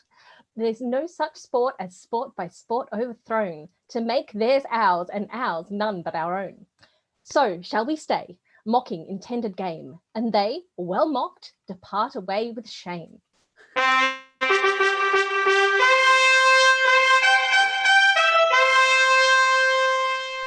The trumpet sounds, be masked, the maskers come. The ladies mask. Enter musicians, the boy with a speech, the king, barone, and the rest of the lords disguised. All hail the richest beauties on the earth. Beauty's no richer than rich taffeta. A holy parcel of the fairest dames that ever turned their backs to mortal views. Their eyes, villain, their eyes! That ever turned their eyes to mortal views. Out. True, out indeed. Out of your favors, heavenly spirits, vouchsafe not to behold. Once to behold, rogue. Once to behold with your sunbeamed eyes, They will not answer to that epithet. You were best to call it daughter beamed eyes. They do not mark me, and that brings me out. Is this your perfectness? Begone, you rogue. The boy exits. What would these strangers? Know their minds, boyette. If they do speak our language, 'tis our will that some plain man recount their purposes. Know what they would. What would you with the princess? Nothing but peace and gentle visitation. What would they, say they? Nothing but peace and gentle visitation. Why, that they have, and bid them so be gone. She says you have it, and you may be gone. Say to her we have measured many miles to trade a measure with her own disgrace. They say that they have measured many a mile and tread a measure with you on this grass. It is not so. Ask them how many inches is in 1 mile. If they have measured many, the measure then of one is easily told. If to come hither you have measured miles, and many miles, the princess bids you tell how many inches doth fill up 1 mile. Tell her we measure them by weary steps. She hears herself. How many weary steps of many weary miles you have o'ergone are numbered in the travel of 1 mile? We number nothing that we spend for you. Our duty is so rich, so infinite, that we may do it still without account. Vouchsafe to show the sunshine of your face, that we, like savages, may worship it. My face is but a moon, and clouded too. Blessed are clouds, and do as such clouds do, vouchsafe bright moon, and these thy stars to shine, those clouds removed upon our watery eye. Oh, vain petitioner, beg a greater matter. Thou now requests but moonshine in the water. Then in our measure do but vouchsafe 1 charge. Thou bidst me beg. This begging is not strange. Play music then. Nay, you must do it soon. Not yet? No dance. Thus change I like the moon. Will you not dance? How came you thus estranged? You took the moon at full, but now she's changed. Yet still she is the moon, and I the man. The music plays, vouchsafe some motion to it. Our ears vouchsafe it. But your legs should do it. Since you are strangers and come here by chance, we'll not be nice. Take hands. We will not dance. Why take we hands then? Only to part friends. Curtsy, sweethearts, and so the measure ends. More measure of this measure, be not nice. We can afford no more at such a price. Praise yourselves, what buys your company? Your absence only. That can never be. Then cannot we be bought. And so adieu. Twice to your visor, and half ones to you. If you deny to dance, let's hold more chat. In private, then. I am pleased with that. White-handed mistress, one sweet word with thee. Honey and milk and sugar. There is 3.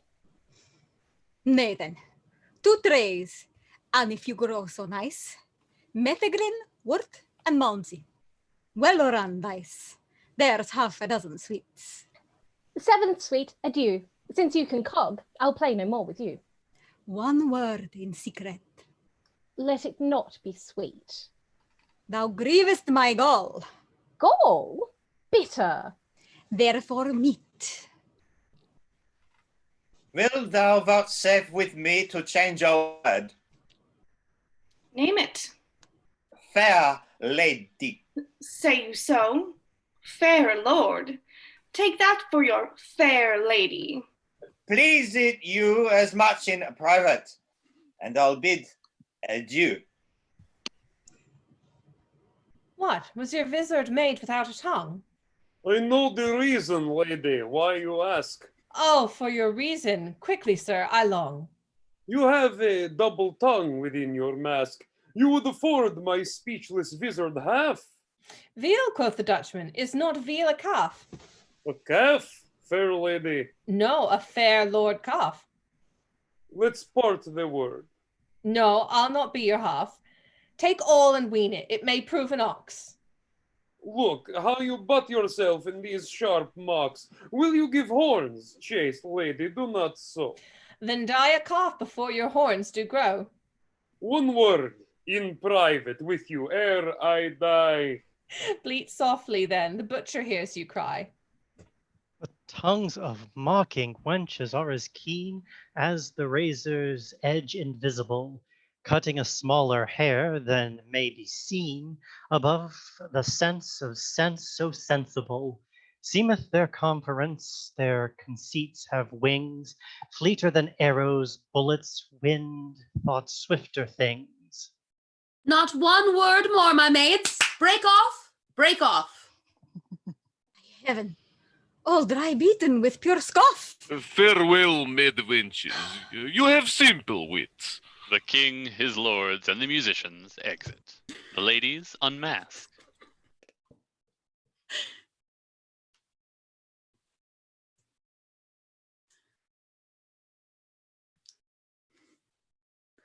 Princess, thou art 20 speechless. Adieus. 20 adieus, my frozen Muscovites. Are these the breed of wits I wondered at? Tapers they are, with your sweet breaths puffed out. Well-liking wits they have, gross, gross, fat, fat. Oh, poverty and wit, kingly poor flout. Will they not, think you, hang themselves tonight, or ever but in visage show their faces? This pert Brown was out of countenance quite. They were all in lamentable cases. The king was weeping ripe for a good word. Barone did swear himself out of all suit. Dumain was at my service, and his sword. No point, quoth I. My servant straight was mute. Lord Longaville said I came o'er his heart, and trow you what he called me? Qualm, perhaps? Yes, in good faith. Go, sickness as thou art. Well, better wits have worn plain statute caps, but will you hear? The king is my love sworn. And quick Barone has plighted faith to me. And Longaville was for my service born. Dumain is mine as sure as bark on tree. Madam and pretty mistresses, give ear. Immediately they will again be here, in their own shapes, for it can never be. They will digest this harsh indignity. Will they return? They will, God knows, and leap for joy, though they are lame with blows. Therefore change favors, and when they repair, blow like sweet roses in the summer air. How blow? How blow? Speak to be understood. Fair ladies masked are roses in their bud. Dismask their damask sweet commixture shown. Are angels veiling clouds or roses blown? Avaunt, perplexity! What shall we do if they return in their own shapes to woo? Good madam, if by me you'll be advised, let's mock them still, as well known as disguised.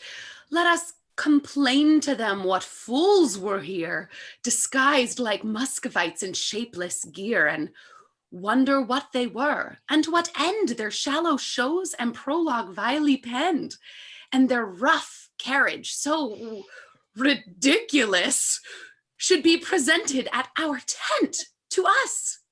Ladies, withdrawal. The gallants are at hand. Whip to our tents, as roes run over the land. The princess and the ladies exit. Enter the king and the rest as themselves. Fair sir, God save you. Where's the princess? Gone to her tent. Please it, your majesty. Command me any service to her thither. That she vouchsafe me audience for one word. I will, and so will she, I know, my lord. He exits. This fellow pecks up wits as pigeons peas, and utters it again when God doth please. He is wit's peddler, and retails his wares at wakes and wassails, meetings, markets, fairs. And we that sell by gross, the Lord doth know, have not the grace to grace it with such show. This gallant pins the wenches on his sleeve. Had he been Adam, he had tempted Eve. He can carve too, and lisp. Why, this is he that kissed the hand, kissed his hand away in courtesy. This is the ape of form, Monsieur the Nice, that when he plays at tables chides the dice, in honourable terms. Nay, he can sing a mean most meanly, and in ushering mend him who can. The ladies call him sweet. The stairs, as he treads on them, kiss his feet. This is the flower that smiles on everyone, to show his teeth as white as whale's bone, and consciences that will not die in debt pay him the due of honey-tongued boyette. A blister on his sweet tongue with my heart, that put Armando's page out of his part. Enter the ladies with Boyette. See where it comes.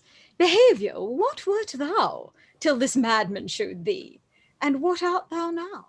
All hail, sweet madam, and fair time of day. Fair in all hail is foul, as I conceive. Construe my speeches better, if thou may. Then wish me better. I will give you leave. We came to visit you, and purpose now to lead you to our court. Vouchsafe it then. This field shall hold me, and so hold your vow. Nor God nor I delights in perjured men. Rebuke me not for that which you provoke. The virtue of your eye must break my oath.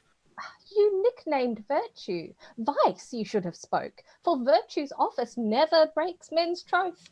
Now, by my maiden honour, yet as pure as the unsullied lily, I protest. A world of torments though I would endure, I would not yield to be your house's guest. So much I hate a breaking cause to be of heavenly oaths vowed with integrity.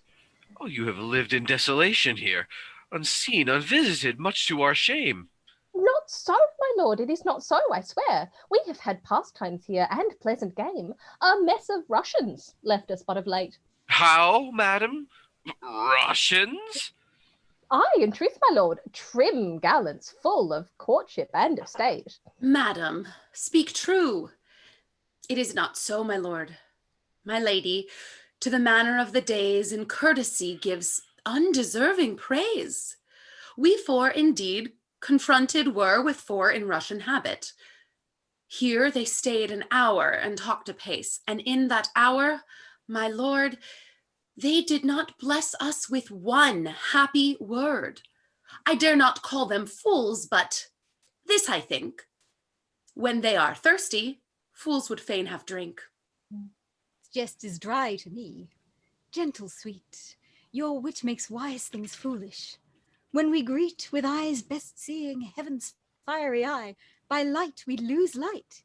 Your capacity is of that nature that to your huge store wise things seem foolish, and rich things but poor. This proves you wise and rich, for in mine eye. I am a fool, and full of poverty. But that you take what doth to you belong, it were a fault to snatch words from my tongue. Oh, I am yours, and all that I possess. All the fool mine. I cannot give you less. Which of the vizards was it that you wore? Where? When? What vizard? Why demand you this? There then. That vizard. That superfluous case that hid the worse and showed the better face. We were descried. They'll mock us now downright. Let us confess and turn it into a jest. Amazed, my lord. Why looks your highness sad? Help. Hold his brows, he'll swoon. Why look you pale? Seasick, I think, coming from Muscovy.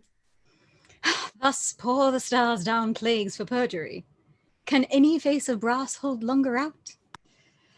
Here stand I, lady, dart thy skill at me, bruise me with scorn, confound me with a flout, thrust thy sharp wit quite through my ignorance, cut me to pieces with thy keen conceit, and I will wish thee never more to dance, nor never more in Russian habit wait.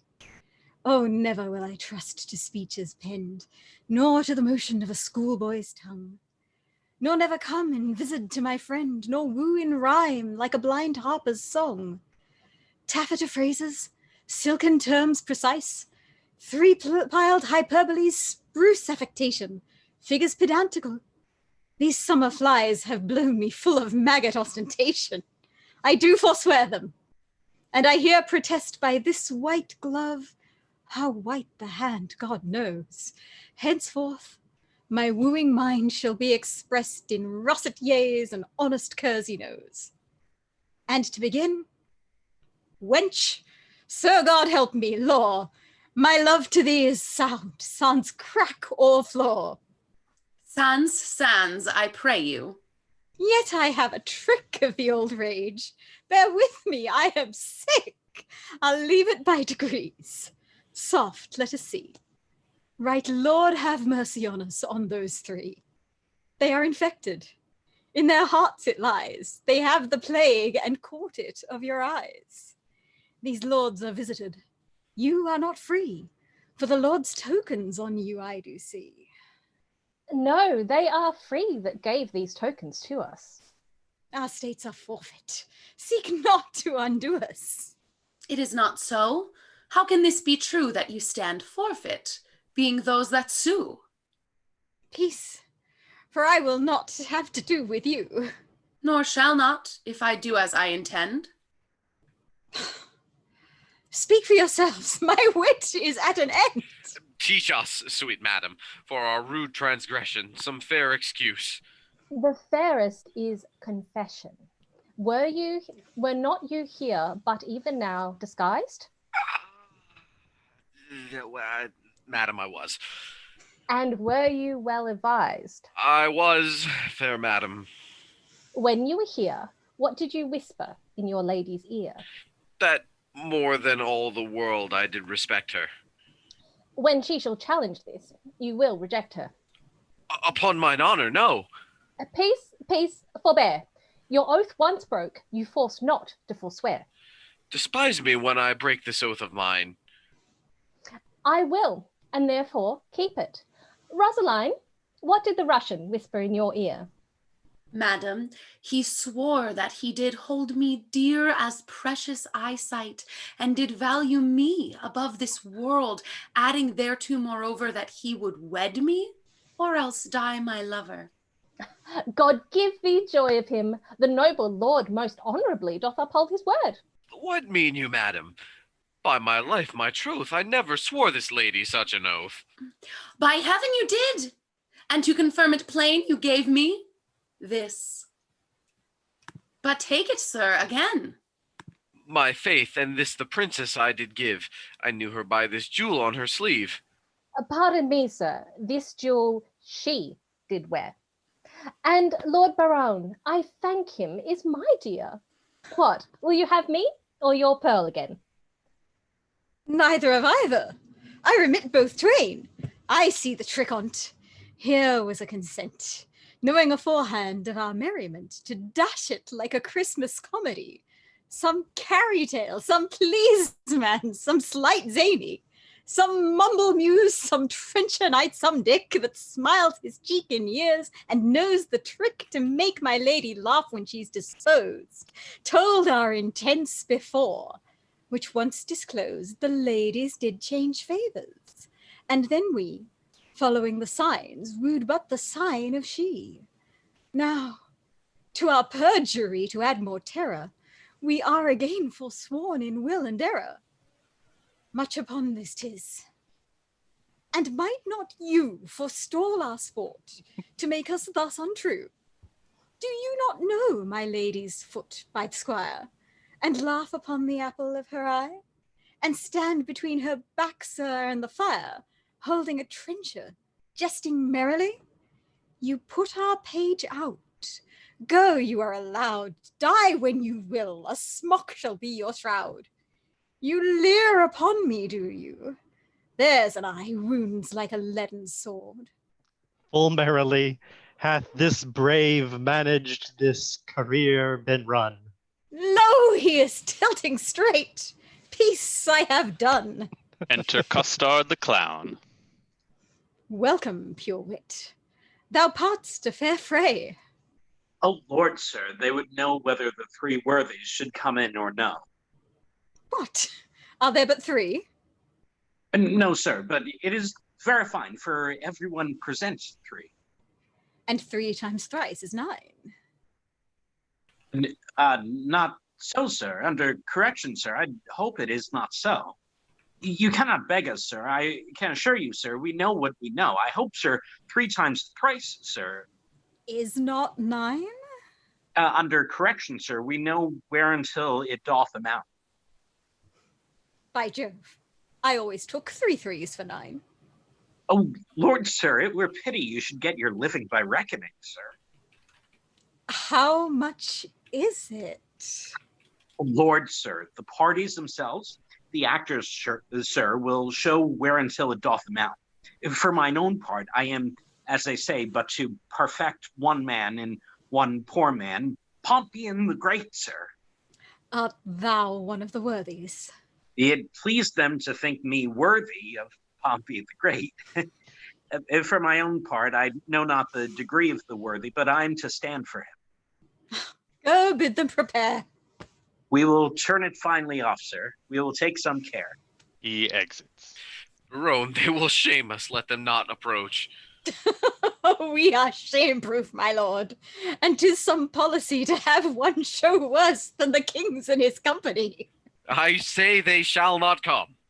Nay, my good lord, let me o'errule you now. That sport best pleases that doth least know how, where zeal strives to content, and the contents die in the zeal that which it presents. Their form confounded makes most forming mirth, when great things labouring perish in their birth.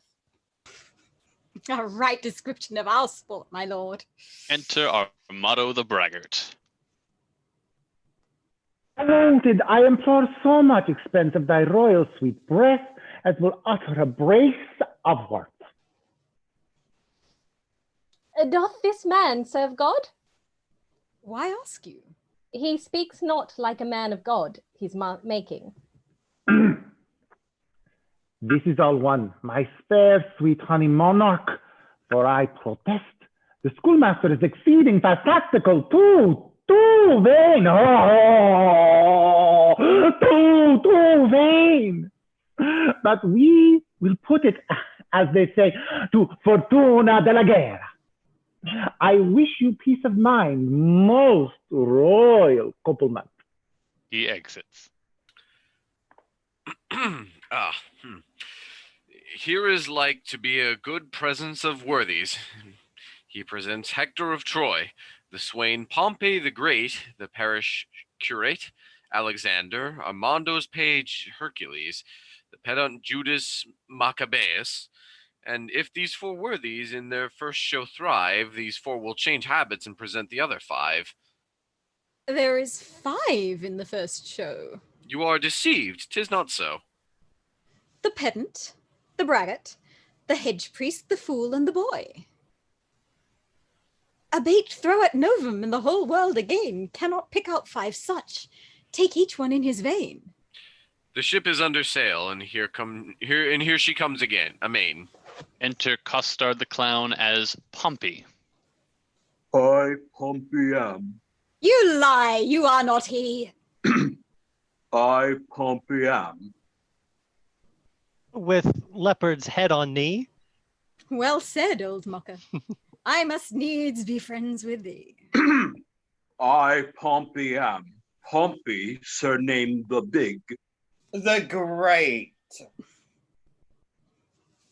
It is great, sir. Pompey, surnamed the Big Great, that often field with targe and shield did make my foe to sweat. And traveling along this coast, I here am come by chance, and lay my arms before the legs of this sweet lass of France. If your ladyship would say thanks, Pompey, I had done. A great thanks, great Pompey. And 'tis not so much worth, but I hope I was perfect. I made a little fault in great. My hat to a halfpenny. Pompey proves the best worthy. Enter Nathaniel the Curate for Alexander.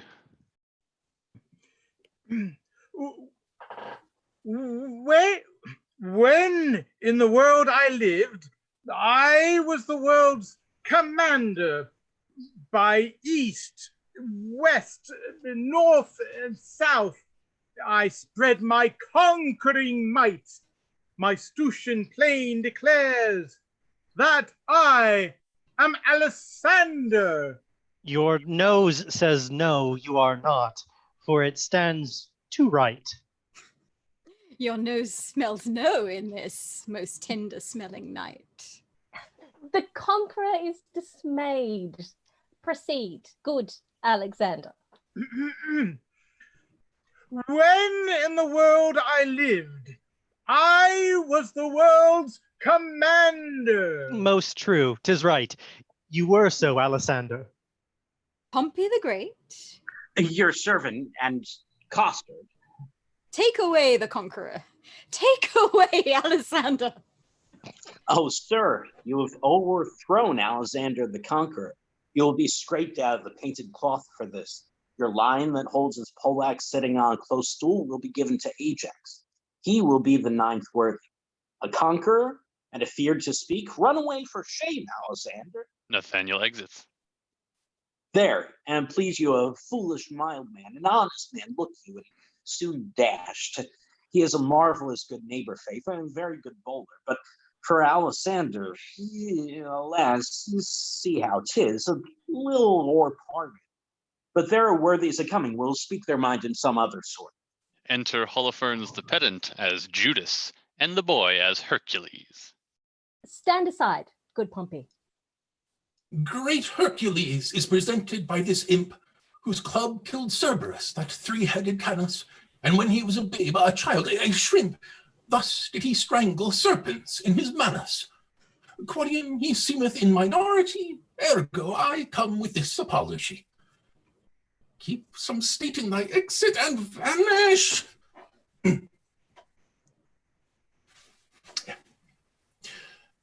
Judas I am. Judas? Not Iscariot, sir. Judas I am, yclept Maccabeus. Judas Maccabeus clipped is plain Judas. A kissing traitor. How art thou proved Judas? Judas I am. The more shame for you, Judas. What mean you, sir? To make Judas hang himself. Begin, sir. You are my elder. Well followed. Judas was hanged on an elder. I will not be put out of countenance. Because thou hast no face. What is this? A cittern head. The head of a bodkin. A death's face in a ring. The face of an old Roman coin, scarce seen. The pommel of Caesar's falchion. The carved bone face on a flask. St. George's half-cheek in a brooch. Aye, and in a brooch of lead. Aye, and worn in the cap of a tooth drawer. And now, forward, for we have put thee in countenance. You have put me out of countenance. False. We have given thee faces. But you have outfaced them all. An thou wert a lion, we would do so. Therefore, he is an ass. Let him go. And so adieu, sweet Jude. Nay, why dost thou stay? Oh, for the latter end of his name. For the ass to the Jude. Give it him. Jude ass, away. This is not generous, not gentle, not humble. A light from Monsieur Judas. It grows dark. He may stumble. Holofernes exits. Alas, poor Maccabeus, how hath he been baited? Enter Armado the Braggart as Hector. Hide thy head, Achilles. Here comes Hector in arms. Though my mocks come home by me, I will now be merry. Hector was but a Trojan in respect of this. But is this Hector? I think Hector was not so clean-timbered. His leg is too big for Hector's. More calf, certain. No, he is best endured in the small. This cannot be Hector. He's a god, or a painter, for he makes faces. Ye omnipotent mouth of Lances the Almighty gave Hector a gift. A gilt nutmeg? A lemon. Stuck with cloves? No, a cloven. The omnipotent Mars of Lances the Almighty gave Hector a gift. The heir of Ilion, a man so breathed that certain he would fight, yea, from morn till night, out of his pavilion. I am that flower. That's mint. That's Columbine. Sweet word longer. Hold thy tongue. I must rather give it the rein, for it runs against Hector. Aye, and Hector's a greyhound. The sweet war man is dead and rotten. Sweet shucks, bleed not the bones of the buried. When he breathed, Hector was a man. But I will forward with my defense. Sweet royalty, bestow on me the sense of hearing. Speak, brave Hector. We are much delighted. I do adore the sweet Grace's slipper. Loves her by the foot. Well, he may not by the... This Hector far surmounted Hannibal. The party is gone. Fellow Hector, she is gone. She is 2 months on her way. What meanest thou? Faith, unless you played the honest Trojan, the poor wench is cast away. She's quick, the child brags in her belly already. 'Tis yours. Dost thou infamonize me against potentates? Thou shalt die. And then shall Hector be whipped for Jaconetta, for that is quick by him, and hanged for Pompey, that is dead by him. Most rare Pompey. Renowned Pompey. Greater than great. Great, great, great Pompey. Pompey the huge. Hector trembles. Pompey is moved. Maratus, Maratus. Stir them on, stir them on. Hector will challenge him. Aye, if he have no more man's blood in his belly than will sup a flea. Fool! I do challenge. I will not fight with a pole like a northern man. I'll slash. I'll do it by the sword. I betray you. Let me borrow my arms again. A room for the incensed ways. I'll do it in my shirt. Most resolute Pompey. Master, let me take you a buttonhole lower. Do you not see Pompey is uncasing for the combat? What mean you? You will lose your reputation. Gentlemen and soldiers, pardon me. I will not combat in my shirt. You may not deny it. Pompey hath made the challenge. Sweet blood, I both may and will. What reason have you for it? The naked truth of it is, I have no shirt. I go to Woolwood for penance.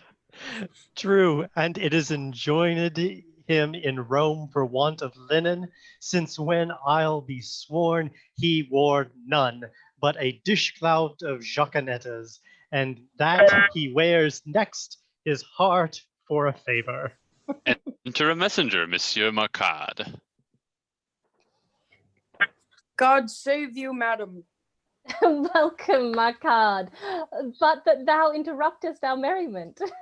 I'm sorry, madam, for the news I bring is heavy in tongue. The king, your father. Dead. For my life. Even so, my tale is told. Worthies, away. The scene begins to cloud. For mine own part, I breathe free breath. I have seen on the day of wrong through the little hole of discretion. I will right myself like a soldier. The worthies exit. How fares your majesty? Boyet, prepare. I will away tonight. Madam, not so. I do beseech you stay. Prepare, I stay. I thank you, gracious lords, for all your fair endeavours, and entreat out of a new sad soul that you vouchsafe in your rich wisdom to excuse or hide the liberal opposition of our spirits. If over boldly we have borne ourselves in the converse of breath, your gentleness was guilty of it. Farewell, worthy lord. A heavy heart bears not a humble tongue. Excuse me so, coming too short of thanks for my great suit, so easily obtained. The extreme parts of time extremely forms all causes to the purpose of his speed, and often his very loose decides that which long process could not arbitrate. And though the morning brow of progeny forbid the smiling courtesy of love, the holy suit which fain it would conceive, yet since love's argument was first on foot, let not the cloud of sorrow jostle it, from what it purposed, since to wail friends lost is not by much so wholesome profitable as to rejoice at friends but newly found. I understand you not. My griefs are double. Honest, plain words best pierce the ear of grief, and by these badges understand the king. For your fair sakes we have neglected time, played foul play with our oaths. Your beauty, ladies, hath much deformed us, fashioning our humours even to the opposed ends of our intents. And what in us has seemed ridiculous, as love is full of unbefitting strains, all wanton as a child skipping and vain, formed by the eye and therefore like the eye, full of strange shapes, of habits, and of forms varying in subjects as the eye doth roll to every varied object in his glance, which party-coated presence of loose love put on by us, if, in your heavenly eyes, has misbecomed our oaths and gravities, those heavenly eyes that look into these faults suggested us to make. Therefore, ladies, our love being yours, the error that love makes is likewise yours. We to ourselves prove false, by being once false forever to be true to those that make us both, fair ladies, you. And even in that falsehood, in itself a sin, thus purifies itself and turns to grace. We have received your letters full of love, your favours, the ambassadors of love, and in our maiden council rated them at courtship, pleasant jest and courtesy, as bombast and as lining to the time. But more devout than this in our respects have we not been, and therefore met your loves in their own fashion, like a merriment. Our letters, madam, showed much more than jest. So did our looks. We did not quote them so. Now at the latest minute of the hour, grant us your loves. A time methinks too short to make a world without end bargain in. No, my lord. Your grace is perjured much, full of dear guiltiness, and therefore this. If for my love, as there is no such cause, you will do aught, this shall you do for me. Your oath I will not trust, but go with speed to some forlorn and naked hermitage, remote from all the pleasures of the world. There stay until the 12 celestial signs have brought about the annual reckoning. If this austere, insociable life change not your offer made in the heat of blood, if frosts and fasts, hard lodging, and thin weeds nip not the gaudy blossoms of your love, but that if it bear this trial and last love, then at the expiration of the year, come challenge me. Challenge me by these deserts, and by this virgin palm now kissing thine, I will be thine.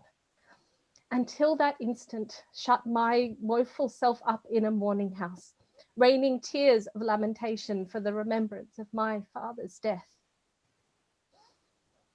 If this thou do deny, let our hands part, neither entitled in the other's heart.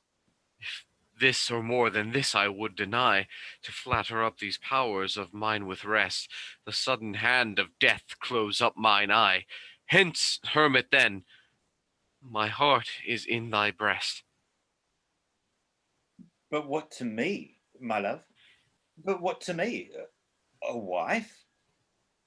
A beard, fair health and honesty. With threefold love, I wish you all these three. Oh, shall I say, I thank you, gentle wife? Not so, my lord. A 12-month and a day I'll mark no words that smooth-faced wooers say. Come when the king doth to my lady come, then, if I have much love, I'll give you some. I'll serve thee true and faithfully until then. Yet swear not, lest you be forsworn again. What says Maria? At the 12th month's end, I'll change my black gown for a faithful friend. I'll say with patience, but the time is long. The like are you, few taller are so young. Studies, my lady? Mistress, look on me. Behold the window of my heart, mine eye. What humble suit attends thy answer there? Impose some service on me for thy love. Oft have I heard of you, my lord Baron, before I saw you, and the world's large tongue proclaims you for a man replete with mocks, full of comparisons and wounding flouts, which you on all estates will execute that lie within the mercy of your wit. To weed this wormwood from your fruitful brain, and therewithal to win me, if you please, without the which I am not to be won. You shall this 12-month term from day to day visit the speechless, sick, and still converse with groaning wretches, and your task shall be, with all the fierce endeavor of your wit, to enforce the pained impotent to smile. To move wild laughter in the throat of death? It cannot be. It is impossible. Mirth cannot move a soul in agony. Why, that's the way to choke a jibing spirit, whose influence is begot of that loose grace which shallow laughing hearers gives to fools. A jest's prosperity lies in the ear of him that hears it, never in the tongue of him that makes it. Then, if sickly ears, deft with the clamors of their own dear groans, will hear your idle scorns, continue then, and I will have you and that fault withal. But if they will not, throw away that spirit, and I shall find you empty of that fault, right joyful of your reformation. A 12-month. Well, what will befall. I'll jest a 12-month in a hospital. Aye, sweet my lord, and so I take my leave. No, madam, we will bring you on your way. Our wooing doth not end like an old play. Jack hath not Jill. These ladies' courtesy might well have made our sport a comedy. Come, sir, it wants a 12-month and a day, and then 'twill end. That's too long for a play. Enter Armado the Braggart. Sweet Majesty, vouchsafe me. Was not that Hector? The worthy knight of Troy. I will kiss thy royal fingers and take leave. I am a votary, and I vowed to Juanetta to hold the plow for the sweet love 3. But most esteemed greatness, will you hear the dialogue that 2 learned men have compiled in praise of the owl and the cuckoo? It should have followed in the end of the show. Call them forth quickly. We will do so. Ha! Approach! Enter all. This side is Jens, winter. This, there. This, spring. This one maintained by the owl, the other by the cuckoo. Fair begins. When daisies spied the violets blue and ladies smocks of silver white and cuckoo birds of yellow hue to paint the meadows with delight, the cuckoo then on every tree mocks married men, for thus sings he. Cuckoo, cuckoo, cuckoo. Oh, word of fear unpleasing to the married ear, when shepherds' pipes of oaten straws and merry locks of ploughmen's clocks and turtles thread and rooks and daws and maidens beats and summer smoke. The cuckoo then on every tree mocks married men, for then thus sees he. Cuckoo, cuckoo, cuckoo. Oh, word of fear unpleasing to the married ear. This is winter, when icicles hang by the fowls, and Dick the shepherd blows his nail, and Tom hears logs into the halls, and milk comes frozen home in pail. When blood is nipped and ways befoul, the nightly sings the staring owl. Wit, too, a merry note, while greasy John doth keel the pot. When all aloud the wind doth blow, and coughing drowns the parson's saw, and birds sit brooding in the snow, and Marion's nose looks red and round. When roasted crabs hiss in the bowl, when nightly sings the staring owl. It, a merry note. While greasy John doth kill in pot. The verge of Mercury, a house alive, and songs of Apollo. You this way, we that way. They all exit. End of play. Thank you for once again joining us, this time for our reading of Love's Labour's Lost. We'd once again like to thank all of the actors who volunteered to take the time out of their day to come read with us. It's always a delight to have them. While you're surfing the web, and let's face it, you're stuck at home, and what else are you going to do? Visit our website, zenithplayers.com. And once again, feel free to check out our very attractive donations page. If you want information on our totally volunteer organization, including how to be involved in a reading like this one, you can go to our Facebook page, Zenith Players, or send an email to casting@zenithplayers.com. And our tech director will get back to you as soon as possible. I would also like to continue to express the support on behalf of all of us to those who are fighting to keep us all safe. We appreciate everything you do, and that goes out to all of our first responders, our doctors, nurses, our grocery store employees, everybody who is out there trying to make sure that we are safe and that we have what we need to keep ourselves well. Join us on Monday for the Baskervilles Project for the first 2 chapters of Hound of the Baskervilles. And absolutely please join us next Wednesday evening for our Sonnet Slam. We'll be reading through all of our sonnets, and we will be collecting donations via our Facebook page for Feeding America. And the proceeds from that go to excuse me, go to food banks throughout America just to make sure that everybody gets what they need during this time. And then next weekend for our Shakespeare reading series, we have The Merry Wives of Windsor. So I hope some of you are willing to join us for that. Once again, thank you all for joining us. Thank you, actors, and good night.